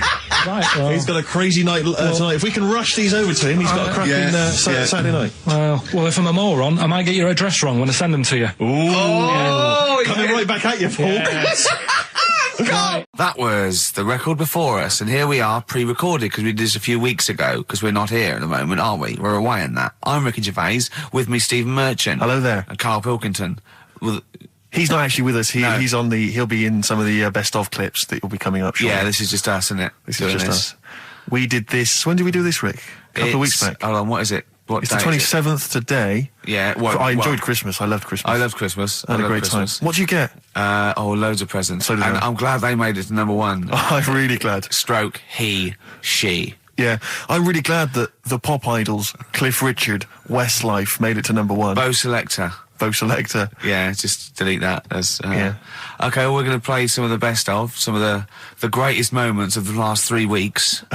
Yeah. Ever heard on XFM 104.9. What about this? Do you remember this one? Oh, which one is it? All right, so here's the first bit. What sort? No. The Pope. Yeah. What semi-precious... Sorry, Mrs. Robinson, we're going to have to let you go. Yeah. Go on. You are the weakest link, Carl. Goodbye. Yeah, go on. The Pope. Yeah, the Pope. Yeah, we've got the Pope. Yeah, that's not strictly a question. He wears a... He wears a dustman's hat. He wears blimey trousers. Yeah. Does he live in a council flat? Yeah, he lives in a council flat. He wears a semi-precious stone. What's the stone?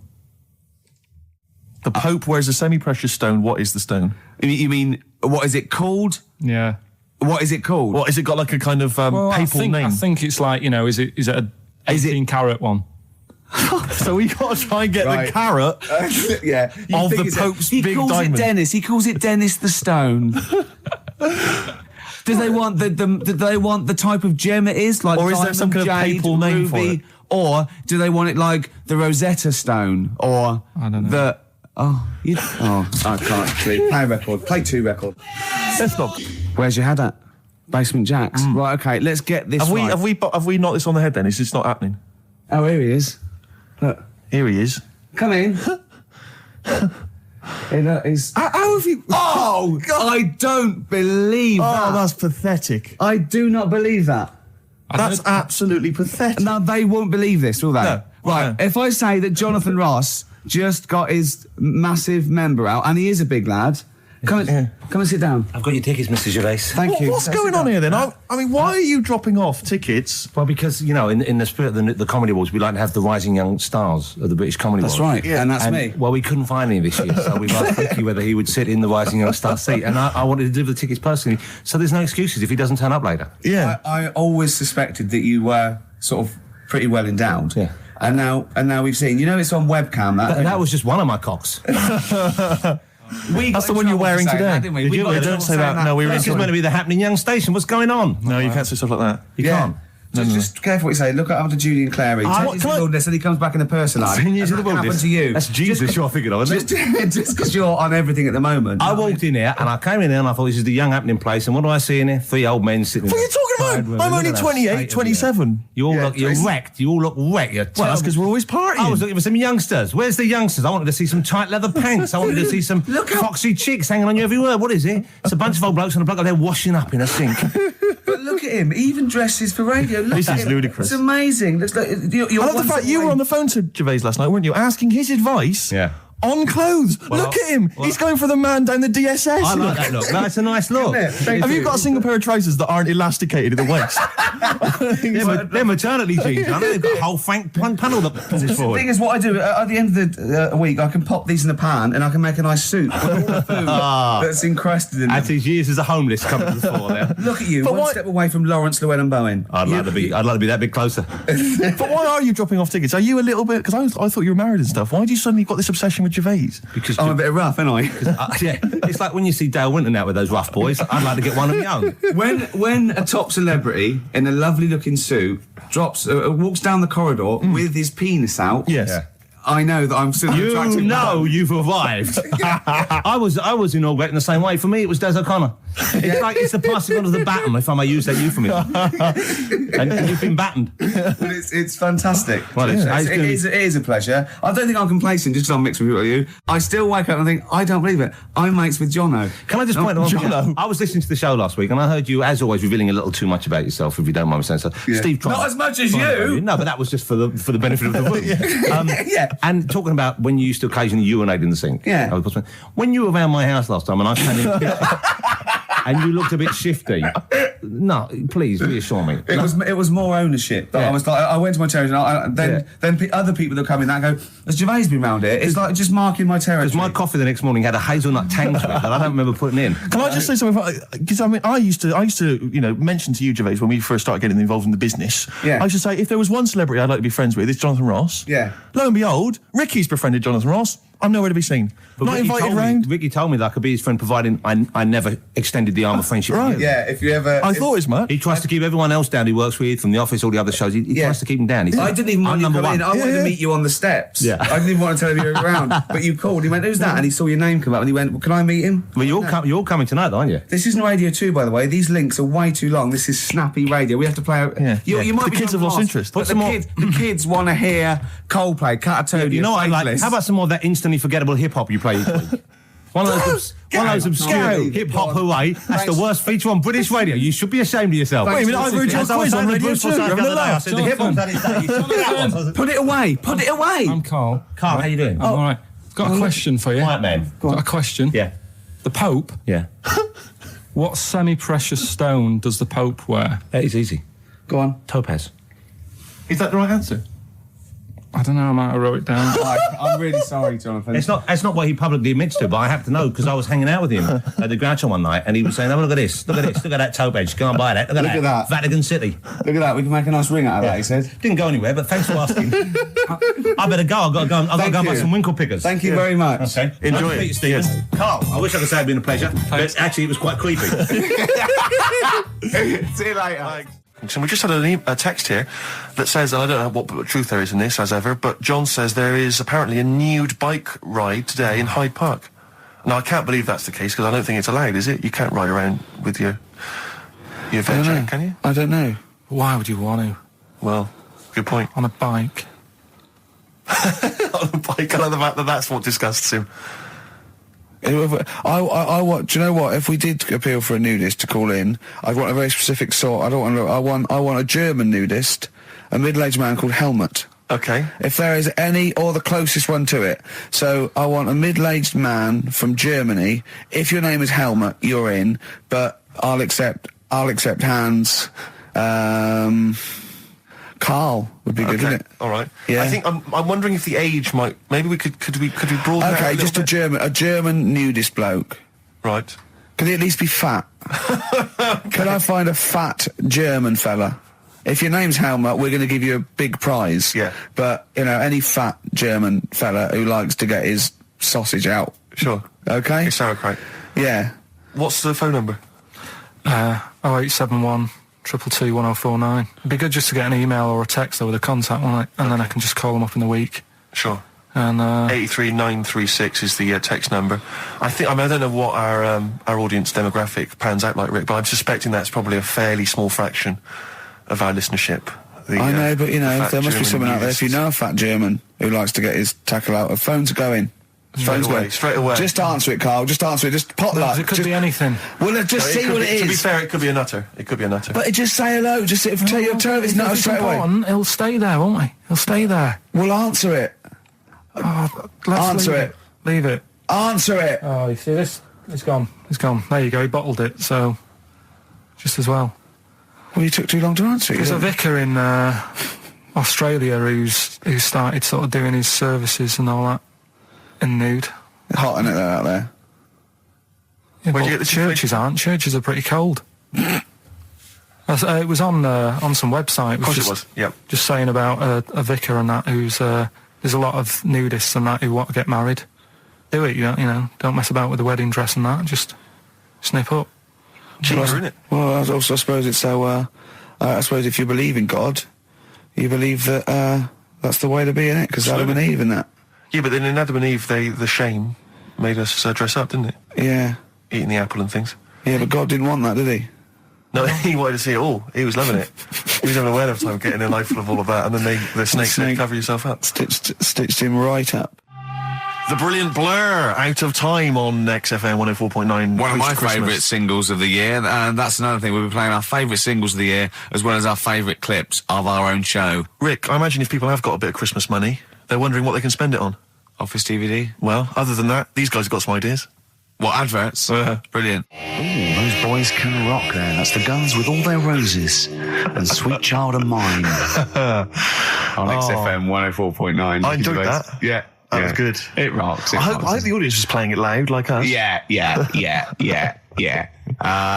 Ricky Gervais, Steve Merchant, Karl Pilkington. Well, look at him yawning. How rude is that? Carl, what's wrong with you, man? Have you been up late? A little bit. Girlfriend was away, wasn't she, yesterday? Yeah, I always have a problem with that. Because you don't go to bed, do you, early? Do you know what I mean? You sort of think... I just always find that thing that if, you're used to living with someone... Yeah. One of you will go, let's go to bed, then you'll go, all right. But when you're on your own, you go... You just forget to go to bed. I just stay up. Okay, stop eating now, Carl. You've ate all the food. That's just a plate. All right. Okay. Yeah. No, I stayed up and watched... there was a thing on about Dracula. Right. What, Dracula? And I found a flaw in it. Go on.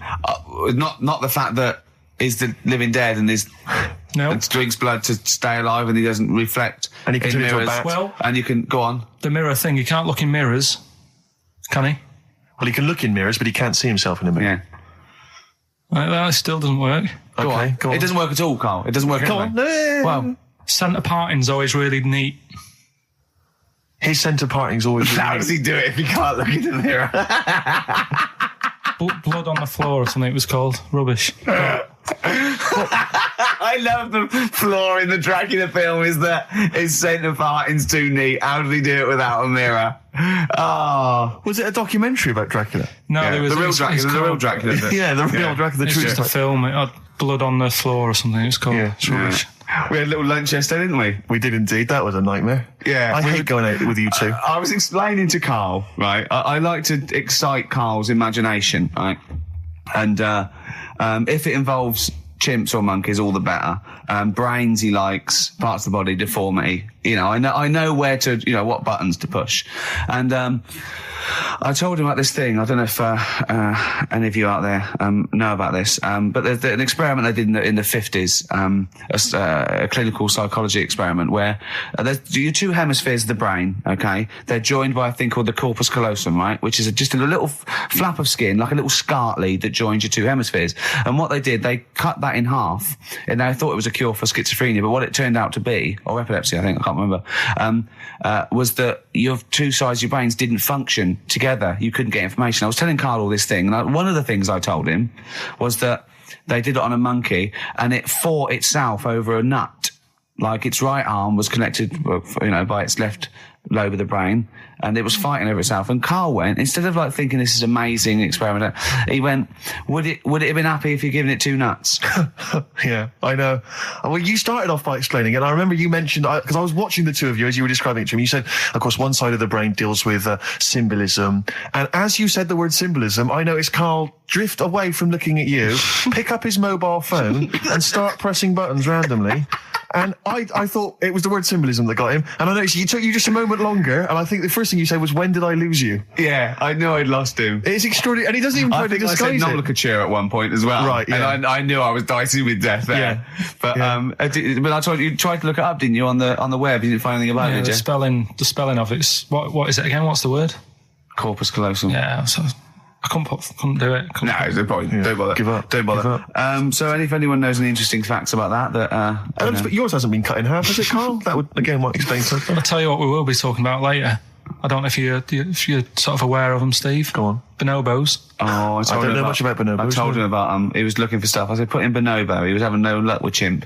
And they're a form of chimpanzee, but they're even closer to us, evolutionarily speaking. They've got their social groups are more like ours. They're more intelligent, and he was loving it, weren't you? So is it human bonobo Carl? Is that how it works on the evolutionary ladder? Chimp, Carl. Yeah. Yeah. Talking about him. So we're talking about bonobos. You're excited about that? Yeah, That's coming up in Monkey News? No, I think it's a bit of a monkey bonus. Because my auntie Nora, she same thing, pumped her with loads of drugs. She used to have a cabinet next to the bed is like boots. She's got loads of stuff, right, for all sorts of stuff. And I mean, she's not that old, but she's on loads of stuff, right? She's a bit coked up, is she? She called up my mum once. And, yeah, you told us this. Go on, tell it again. And she said, "Oh, how are you doing?" And that. She's all right. Bit worried though. My mum said, "Why? What's up?" She said, "I've been breaking wind." So she goes, "Well, you know." She says, "No, but this one is going on and on and on."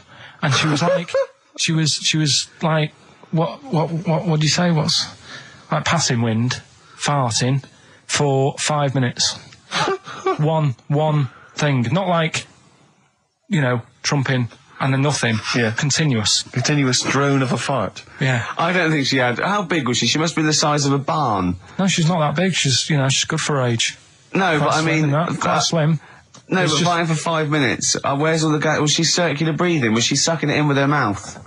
It was just, I don't know that much about it. But she called up my mum about 2.5 minutes in. Could you hear it in the background? 2.5 minutes in! 2.5 minutes in, she called my mum up, and it went on for a further 2.5 minutes. Oh. And she just stayed on the phone, did she? Where was going? Well, can you hear that? Well, did she hold the phone next to her arse? Listen to that. She was off the ground. Trying to work a tune down. she was actually hovering. She was 4 foot off the ground when they found her, the ambulance men. The cat's dead. Don't light a match! Don't light that cigarette! Yeah, it's like that advert. The kids come home from school, switch on the light. Yeah.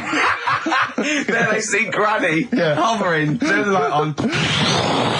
Be careful if you have an elderly woman at home. Yeah. Drugs make you fart. So that's what I'm saying, you know, just let these people... What are you saying? No, wait a minute, what are you saying? I'm saying let people enjoy the life they've got left. No, you're not. You're saying don't put them in hospital, leave them at home to die. No, I'm not. Give them a Rubik's Cube and let them die. That's what you're saying. Yeah, I'll tell you something now, right? Steve, I'll tell you something. I didn't want to do it because it brings the show down, but she did die. Who, the blue-handed lady? Yeah. How do you know? Because I said to my dad, how's the woman next door? She said, oh, she went last night. They've got an old fella in there now. God. So, there you go. So, wouldn't it have been better to leave her at home where her friends and family can call and speak to her, even nip that round if they want, you know, with a cat, I imagine. No, it's definitely a cat now. What was that cat's called that you imagine? Probably, I'm seeing like a big ginger one, so I don't know, something like, I don't know, maybe ginger or whatever. Maybe I had a budgie. But that's what I'm saying, just let them enjoy this life, because dying in hospital, I wouldn't like to do it. If I went to the doctors and they said, you haven't got long life left, I'd say, well, I'll stay at home. Yeah. And that's the point I'm getting at. Yeah. Right? If you can't do anything for them, let them enjoy the life. Yeah, a Rubik's Cube. Right, well, I remember, I think all kids go through a phase of shoplifting. Well. And when I was going through it, I used to just little things, just like magic markers and magazines, Mars bars, that sort of thing. Yeah. And one day, right, my mate, Anthony, his mum called up my mum and said, I've got to meet up with you. I've got to have a word with you. And she said, what about? She said, I don't want to talk about it over the phone. So she goes, oh, right. Well, yeah, come round tonight then. So anyway, my mum sees me. She don't want to be in an awkward position and, like, be a bit embarrassed and what have you. So she sees me and she goes, right, Anthony's mum's coming round. What have you been doing? Yeah. So I go, oh, God. I said, I've been nicking stuff. So she goes, like, what? So, not big stuff. I've had a few calculators and Mars bars and stuff. How many? I'll just work it out. Hold on. Works out at 7.2 per day. So, how many calculators do you need? So, anyway, so it was when that phase. You failed maths. Everyone wanted a calculator. It was like a trendy thing, wasn't it? Right. Oh yeah. In Manchester a couple of years ago. Yeah. So anyway, so I told her all this and I confessed to, like, computers will make it there one day. I confessed to there's magic in the back of battery. Go on. Confessed to nicking all this stuff. She comes round. She only wanted to borrow some money. Brilliant. She said, oh, I don't like asking. I was a bit embarrassed to ask you over the phone, but can I borrow 20 quid? Oh, that's fantastic. And there's me. That's great. And it's similar sort of thing to yours. And did you? And he went, hold on, Mum, let's just work out the interest on that. I banked 10%. She'll owe you £4.40. Oh, dear. So your mum was a loan shark. yeah. And did she mention She that went, you've been nicking stuff with that other? Because what I'm saying is, presumably you got your mate in trouble. No. Right, you didn't. That's great. Anyway, should we have some more music? Because we've been waiting for hours. What are you going to play, Carl? We've got the Cooper Temple Clause lined up. Brilliant. Probably you're thinking, Rick, isn't it time that we do our usual roundup of what's been happening in the news? Yeah. Which we always do every week. Yeah. We always do something, which is, I mean, basically, if you're listening and you're a new listener, say you work at a newspaper, we always try to be informative, just try and put stuff out there that just educates people, informs people. What are you thinking? Well, I said Monkey News is coming up, but what have you got? No, I was just looking on the net there and just found a couple of quite important news stories, probably worth mentioning. Policeman caught photographing. I don't know why it makes me laugh. It's just the phrasing, I suppose. It's the headline. Policeman caught photographing up woman's skirt. No, he wasn't up there taking a picture of Big Ben. He wasn't going, can I just sit up here? I'm just going to take a picture of that seagull over there. No. He was facing the camera up a woman's skirt. He was indeed. Right. A policeman in Japan is facing disciplinary measures after he was caught photographing up a woman's skirt with a hidden camera while on duty. The 42-year-old sergeant, who's not been named, used a digital camera to secretly snap the shots when the woman was reporting a stolen bicycle. So he was actually doing his proper job. He'd obviously thought to himself, I'll bring him a digital camera today. On the off chance a beautiful woman comes in to report a crime or robbery, I'll have it ready, I'll have it positioned, in such a way. But this is interesting. This is how he got caught. Okay? The woman became suspicious after she saw a flash go off. brilliant. I mean, this Not so secret at all. Sorry, did I just see your shoe? Your shoe just seemed to just spring into life there. It was light. There was light. Yeah, I think I've had someone set fire to some magnesium that was on the end of it. It won't happen again. But it's only you and I in here, and your shoe was just suddenly lit. Why are you standing like that? Why is your shoe just sort of like between my feet? There's no reason. This is how I always stand. What did the bike look like? Flash? So, are you taking pictures of my family? No. And no, I'm not. And you should be wearing knickers anyway. Well, how do you know that? What? How did you know I'm not? How did I know what?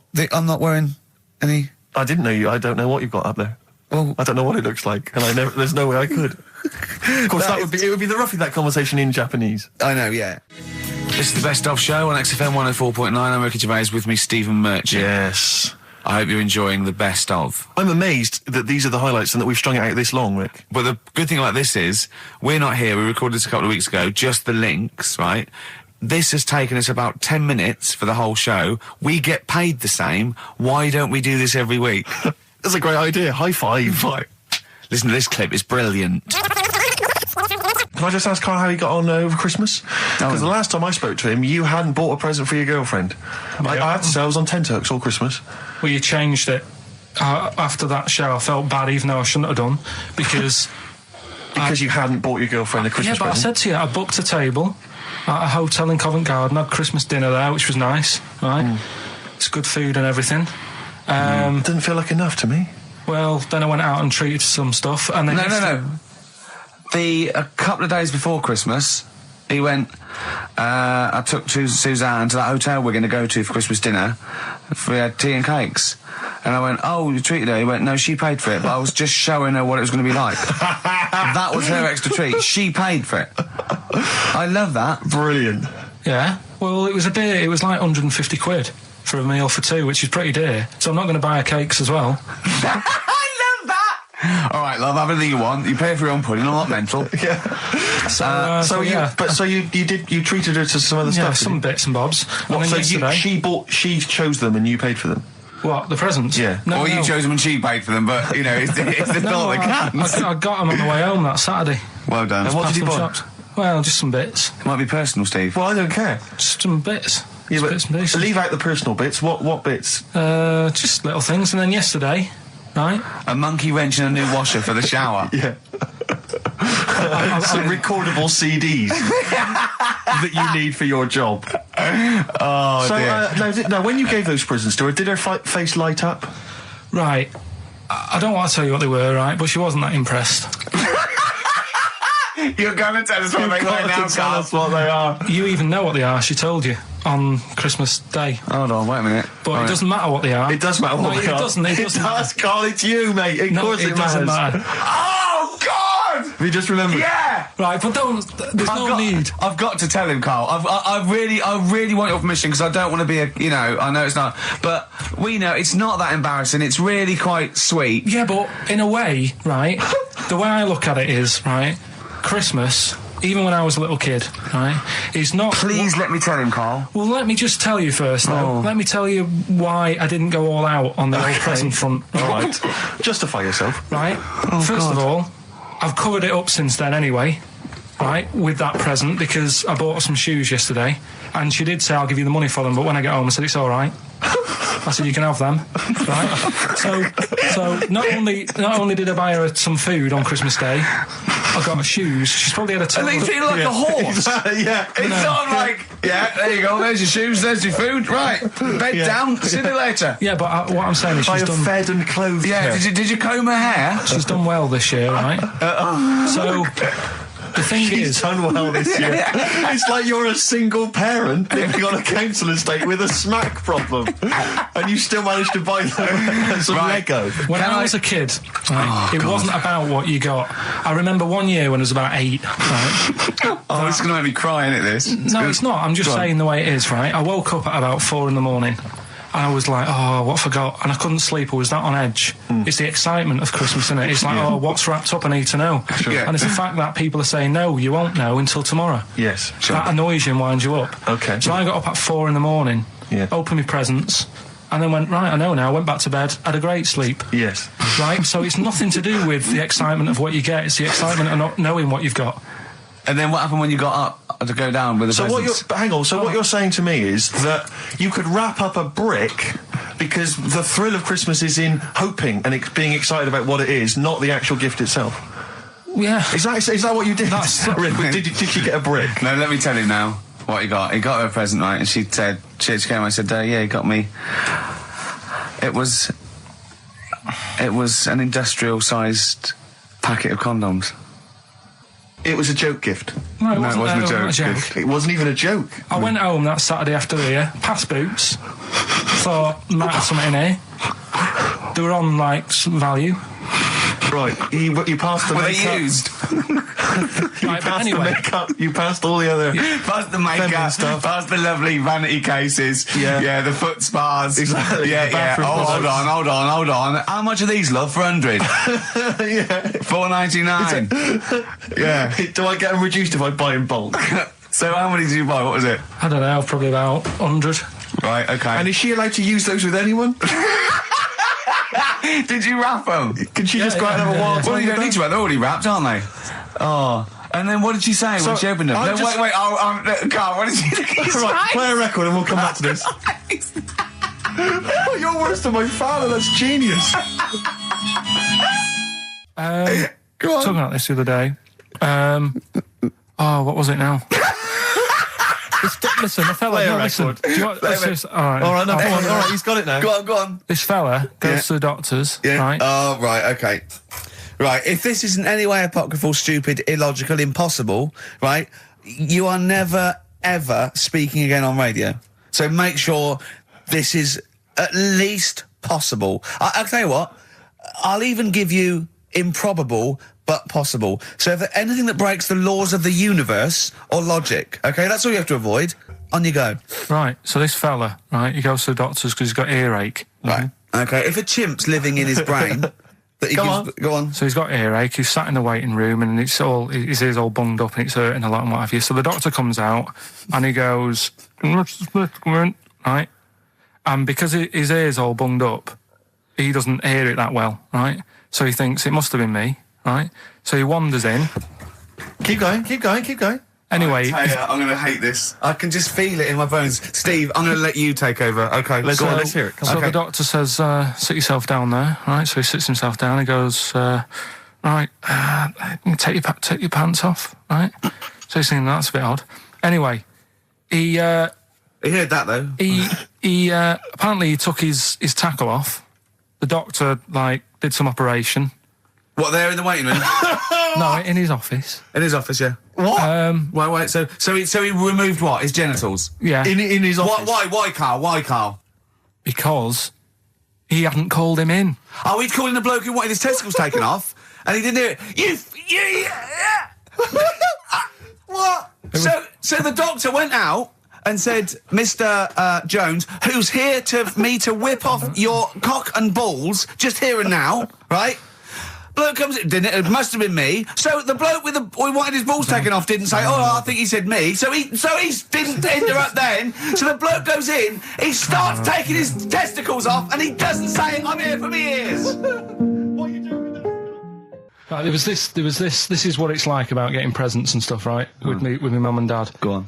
My mate Colin, right? Colin Mackin? No, Colin Bailey. Oh, right? yeah. He had a little Sinclair Spectrum, right? Yeah. Computer, which was like the thing to have at that time, right? Yeah. You used to always go round to his house. The deal was Not the one you had to play through the window because you weren't allowed. No, that's another lad. Oh, right? yeah. This is a different lad, and the deal was he came to our house, and my mum gave him a pie, and then I'd go round to his, and I'd stay there for a few hours playing, Hungry Horace and stuff like that on it. Right?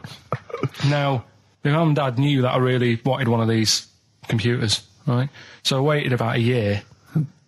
Came round to Christmas Day. I thought, I reckon might have one. Turned out they bought me the wrong one. They bought me a ZX81 instead of a Spectrum, right? And Christmas Day, I'm there trying to load the games up. It's not working. I'm thinking, what's wrong, right? And the thing with me, when I was a kid, I used to get quite sort of agitated. This is the moment, right? I found out that it needed a RAM pack to make it work, right? Looking in the thing and it's saying, and make sure you put your RAM pack in the back. And I was like, oh, where's the RAM pack? And my dad's going, I don't know, I've got you the main bit. That's it. So I was that wound up, I just was sick, right? Just sick. I didn't feel sick or anything. I just was like, oh God. Went to the sink, just sick. Because I was that on edge about it. I said, come on, we've got to get one. And my dad's like, Tandy's shut. We're not gonna get anything today. Ruined again, Christmas Day. That was after the year when my train set got blown up by our kid. The following year, no RAM pack. And now you ask me, why don't I get good presents? He's scarred. He just I'm gonna die. Honestly, I'm gonna die. He's just being sick. Yeah. There's no RAM pack. What? Did you get to the bottom of it? Why wasn't there a RAM pack? You have to buy them separate. Oh, It's one of them cons. What do you mean I can't play Frogger? Oh no. So, wasn't there another incident when you threw up? Spontaneously threw up? Through sheer anxiety? I do get it. It's not so much now because I've relaxed a bit, but as a kid I used to be quite on edge all the time with certain things. Do you think that's what happened to your The cat wind. that kept being sick? That it didn't get the food it wanted? And it just threw up? Do you remember that? Yeah. God, so they shaved it. Look at Gervais with me, Steve and Karl. Karl, why have you got a headache? You got a headache? Just a bit stressful because the moves on this week. Are you moving house? Oh, by the way, the XFM listeners came round to my house and bought the futon and table. Did they? Were they happy with it? Quite normal. They were well happy. Yeah. Couldn't believe the luck with it. What do you mean quite normal? What do you mean quite normal? Well, it's always a bit scared, isn't it, getting people round. I imagine they were scared. Well, And were they excited to see you? Could you tell that they were pretty pleased to see you? no, I don't think so. I mean, You're Karl Pilkington. yeah, but the fellas sort of, they brought the whole family round, which was a bit odd. Well, it's not often they get the chance to visit a living creek. Anyway, no, they were nice. And you're moving now, yeah? He said he phoned me up today. You know, it was absolutely tipping it down. Right? He had to cycle in. Right? Because he said, because of the move, he doesn't want to leave his bike round there. Right? And he said, and Suzanne, oh, I can't say this in case he's listening, can I? He won't know. He said Suzanne's hired the oldest removal man in London. You should hear him. And the thing is, right, we booked him because everyone else happened to be booked out, but this fella's free, right? So he called up this morning. I've never spoke to him, but he was on the phone. He sounded about 90. Yeah. Carl thinks that he's going to have to do all the work. And the thing is, right, Cheap. it seems to be All he cheap. wanted some Werther originals. Yeah. Right, listen, it seemed to be cheap because it's £50 an hour. But how long is it going to take him? Yeah. Oh, that's So, genius. When's the move on then? When's the... Oh, he's coming round. He came round today to bring some empty boxes, and he was struggling with them.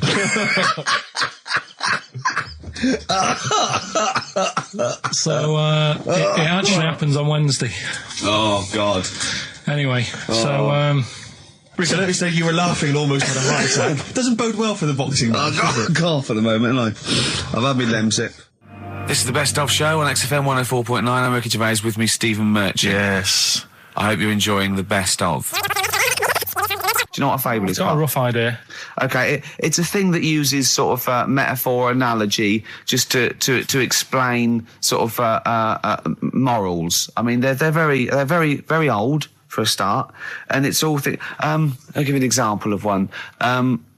A quick one. Oh, the one about the dog with two bones. He goes to a dog's got a bone. He sees a reflection in the lake, and he thinks, "Oh, that dog's got a nice bone. I'll have that." And as he goes to get that one in the reflection, he drops the one he's got, and that's one about I think I was told one when I was younger. Go on. I think it was one.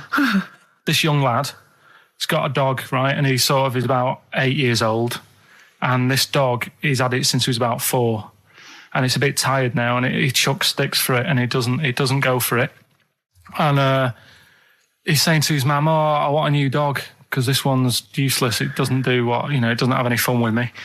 So they say, "Oh no, but Rover's a good little dog. You should look after it." And he's like, "Oh, I don't like it. I want a new one." So they buy him a new puppy. And it's running around, yapping about, and he's loving it, and he's playing around with it in the grass. And then one day he goes to the park, and he's messing about and rolling about with it, and he falls into the lake, right? And the little puppy's like yapping at him, and he's going, help me, little dog's yapping. And then the old dog comes and gets his collar, and it pulls him out of the lake, and he goes, "Oh God, why did I forget about you? You're the better dog." And he loved that one again rather than the puppy. I got a feeling that was Lassie. Well, yeah, that was an episode of Lassie. What's the moral? What's the moral there, Carl? What's that telling? What's that explaining through analogy? Sort of, don't forget the old. Look after old people. I remember there was one I heard once about a young boy who got trapped in a lake inside a cage. But he loved his trainers so much. He wasn't going to get them wet. But even though he had to get out there, and even though he thought that was the important thing because it's material value, he actually drowned, and the trainers were no good to him then. Got some new ideas for you. Go on. Well, they've all been blinders in the past. Go on. Did you do any competitions when I was away? Did we? I think we did, didn't we? Did we give away a DVD? Did we? Yeah, we did. Yeah, go on. Yeah, right. Go on. Anyway. Well, I've thought of some... This isn't like radio, is it, as we know it? This is just people talking. If the mic's on, it's luck. Yeah. If anyone's listening, I've no idea what they think of this show. It's not a show.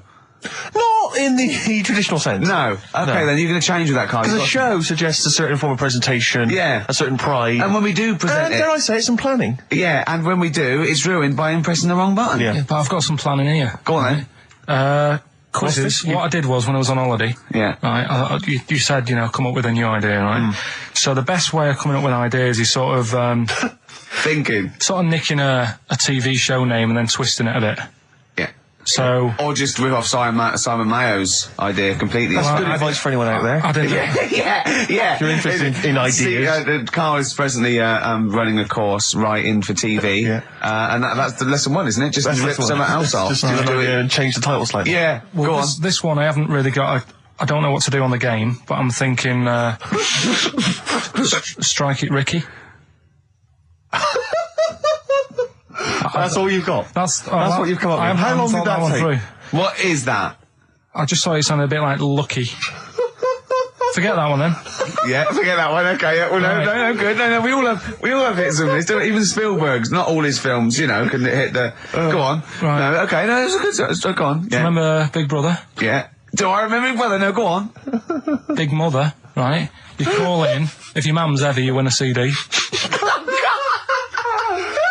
What do you mean? How can you prove that?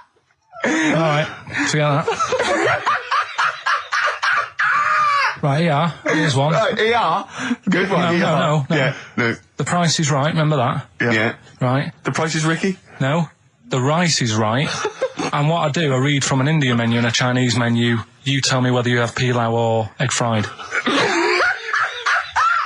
He's He's a genius, isn't he? He really is a modern... that one. Go on then. Let's go into this one. Let's not cross this off right away. Go on then. What you read from what? Well, I'll get a couple of menus from like an Indian and a Chinese takeaway. Yeah. And I'll go like, chicken korma. Well, could I just suggest that as it's an Indian, it'll be pilau, and anything you read out that is... Yeah, but you don't know which one I'm reading from. What, the chicken korma's Indian, isn't it? Yeah, so you go pilau. But then Well, you might as well say Indian or Chinese. No, because then the name wouldn't work. The rice is right. Okay, yeah, I forgot you're working for the title backwards, aren't you? Okay, yeah. I'm so confused. I don't know where I am or what day it is. A programme that they've been in on Channel 4, right? Can you cross that out? We're not doing the Rice is Right I either. don't understand the Rice is Right. No, go on. I'll tell you that later. We'll have a game in the office, right? A game that they've been in on Channel 4, but has got really big viewing figures. Well, obviously not. Right. Or they wouldn't be binning it. Go on. Do you know 15 to 1? Yeah. They're getting rid of that, right? Are they? I'm thinking 15 Taiwan. Get some items that are made in Taiwan, right? Get 15 items, and I say what they are, and then you go, oh, I bet it's the vase. Or something. That's the one that's made in Taiwan. Yeah. Just explain that again very quickly. No, don't go. Alright, forget that. Cross it out. 15 Taiwan. Tell you a job I don't like. What? I wouldn't want to be doing. The woman, there's a little woman who sits in the little snack stall on Finchley Road station. Yeah. And I don't know how to describe it really. She is surrounded by snacks. She can't move for snacks. It's Does like, it look like American Beauty, but with different... not dissimilar to that. Yeah. It's a little hut on the station. And it's like, if you go to the seaside, you can put your head through one of those cardboard cutouts and it looks like you're a big fat person or whatever, and you can have your photo taken. It's like an equivalent of that, but it's just snacks everywhere. She's got bananas up to her chin. She's got chocolate coming down to her eyes, crisps either side of her. She can't move. She can't do 360 degrees. She's like packed in there. I don't know how she gets in there. I think they put her in there first, and pour in the bananas. Yeah. Then they go pour in the nuts. She has 2 hours of makeup before they exactly, yeah. dressing her in there. Because I'll ask for something from the fridge, and she cannot turn her head to see. She has to go by feel alone, just to feel the fridge and get stuff out and pass it. And often I'll say, that's not what I wanted, but she can. You've got to let her off. It's extraordinary. Dear. But there's no music playing, Does she there's have nothing. to sell her way out of it? Exactly. If it's a slow day, she's stuck there till the next day. Yeah, it's like a world-breaking attempt. Yeah. Carl, what job wouldn't you want to do? Well, any job. You're a lazy... You're joking, aren't you? I've done loads of stuff. I'm quite happy now doing what I'm doing. Yeah? You look happy. Trying to think. You sound happy. Yeah, I mean, calm down. You on drugs? I'm all right. Are you on E? Before England have won and that. I'm happy for them. Yeah, go on, happy for them. I'm happy in that. Yeah, what do you mean happy for them? We are England. Happy for us. Yeah. I mean, we didn't play. I did very little towards it. No. It was mainly Johnny Wilkinson. Yeah, I barely contributed. Switching on the TV was about as much as I did. Exactly. And shouting, come on! Yeah. Talking about jobs and that, though, I was reading the other day about, rubbish jobs that people have had and stuff. I haven't got time when I'm at work, man. I just get on with it. I'm not squiddly diddly. Fingers in pies, different jobs. Go on. Do you know Ivor the Terrible? Ivan. His Russian. Yeah, that was the Welsh fella. Who was bloody awful, but not as bad as his Russian cousin, Ivan. Yeah. Go on. He had a fella doing some work for him. Right, this fella built his house. Yeah. After it was done, right, the terrible fella was like, fella Ivan. He was going, oh, it's brilliant. You've done a good job there. Yeah. I don't want you to build another one like that. Took his eyes out. Just stopped him making an house like that. One. Blimey. That's bad, isn't it? Why didn't he take away his trowel? Then he could have seen that he couldn't have built a house without a trowel. You can't build a house without a trowel. Yeah. I suppose he probably later thought that once he'd been nicknamed Ivan the Terrible. Yeah. He thought, why? Because you gouge people's eyes out. Yeah, but I didn't want to build another house. I know, but take his trowel away. What would I have been then? Ivan the Crafty at most. Exactly, yeah. Ivan the Jealous, Ivan the spoilt brat. But Gouge someone's eyes. terrible, That is it's bloody terrible. I'm surprised you're not called Ivan the... Do you know what I mean? You're going to get on in history like with Vlad the Impaler. Yeah. He's mainly remembered for impaling people. Yeah, he did a lot of other stuff. Did a load of great charity But work he did. The Not impaling remembered. is the thing that's really Yeah. gone down in history. When were you reading about Ivan the Terrible? No, it's just or little Ivor stories. the Terrible is the thing you remembered from this informative article. No, it was just little bits like that. Talking about him, there was a thing about someone who worked for that fella who painted the ceiling.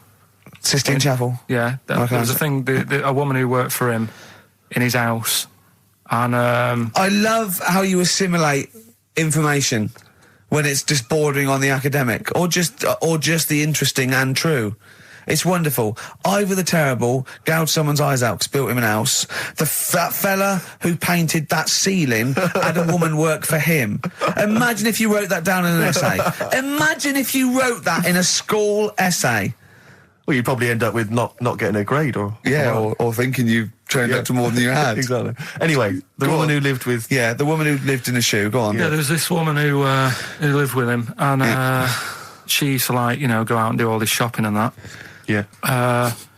But because she couldn't read or write, he used to have to draw everything that he wanted. Why couldn't you just tell her? I don't know. No, but no, wait. That's an excellent point. Could she talk?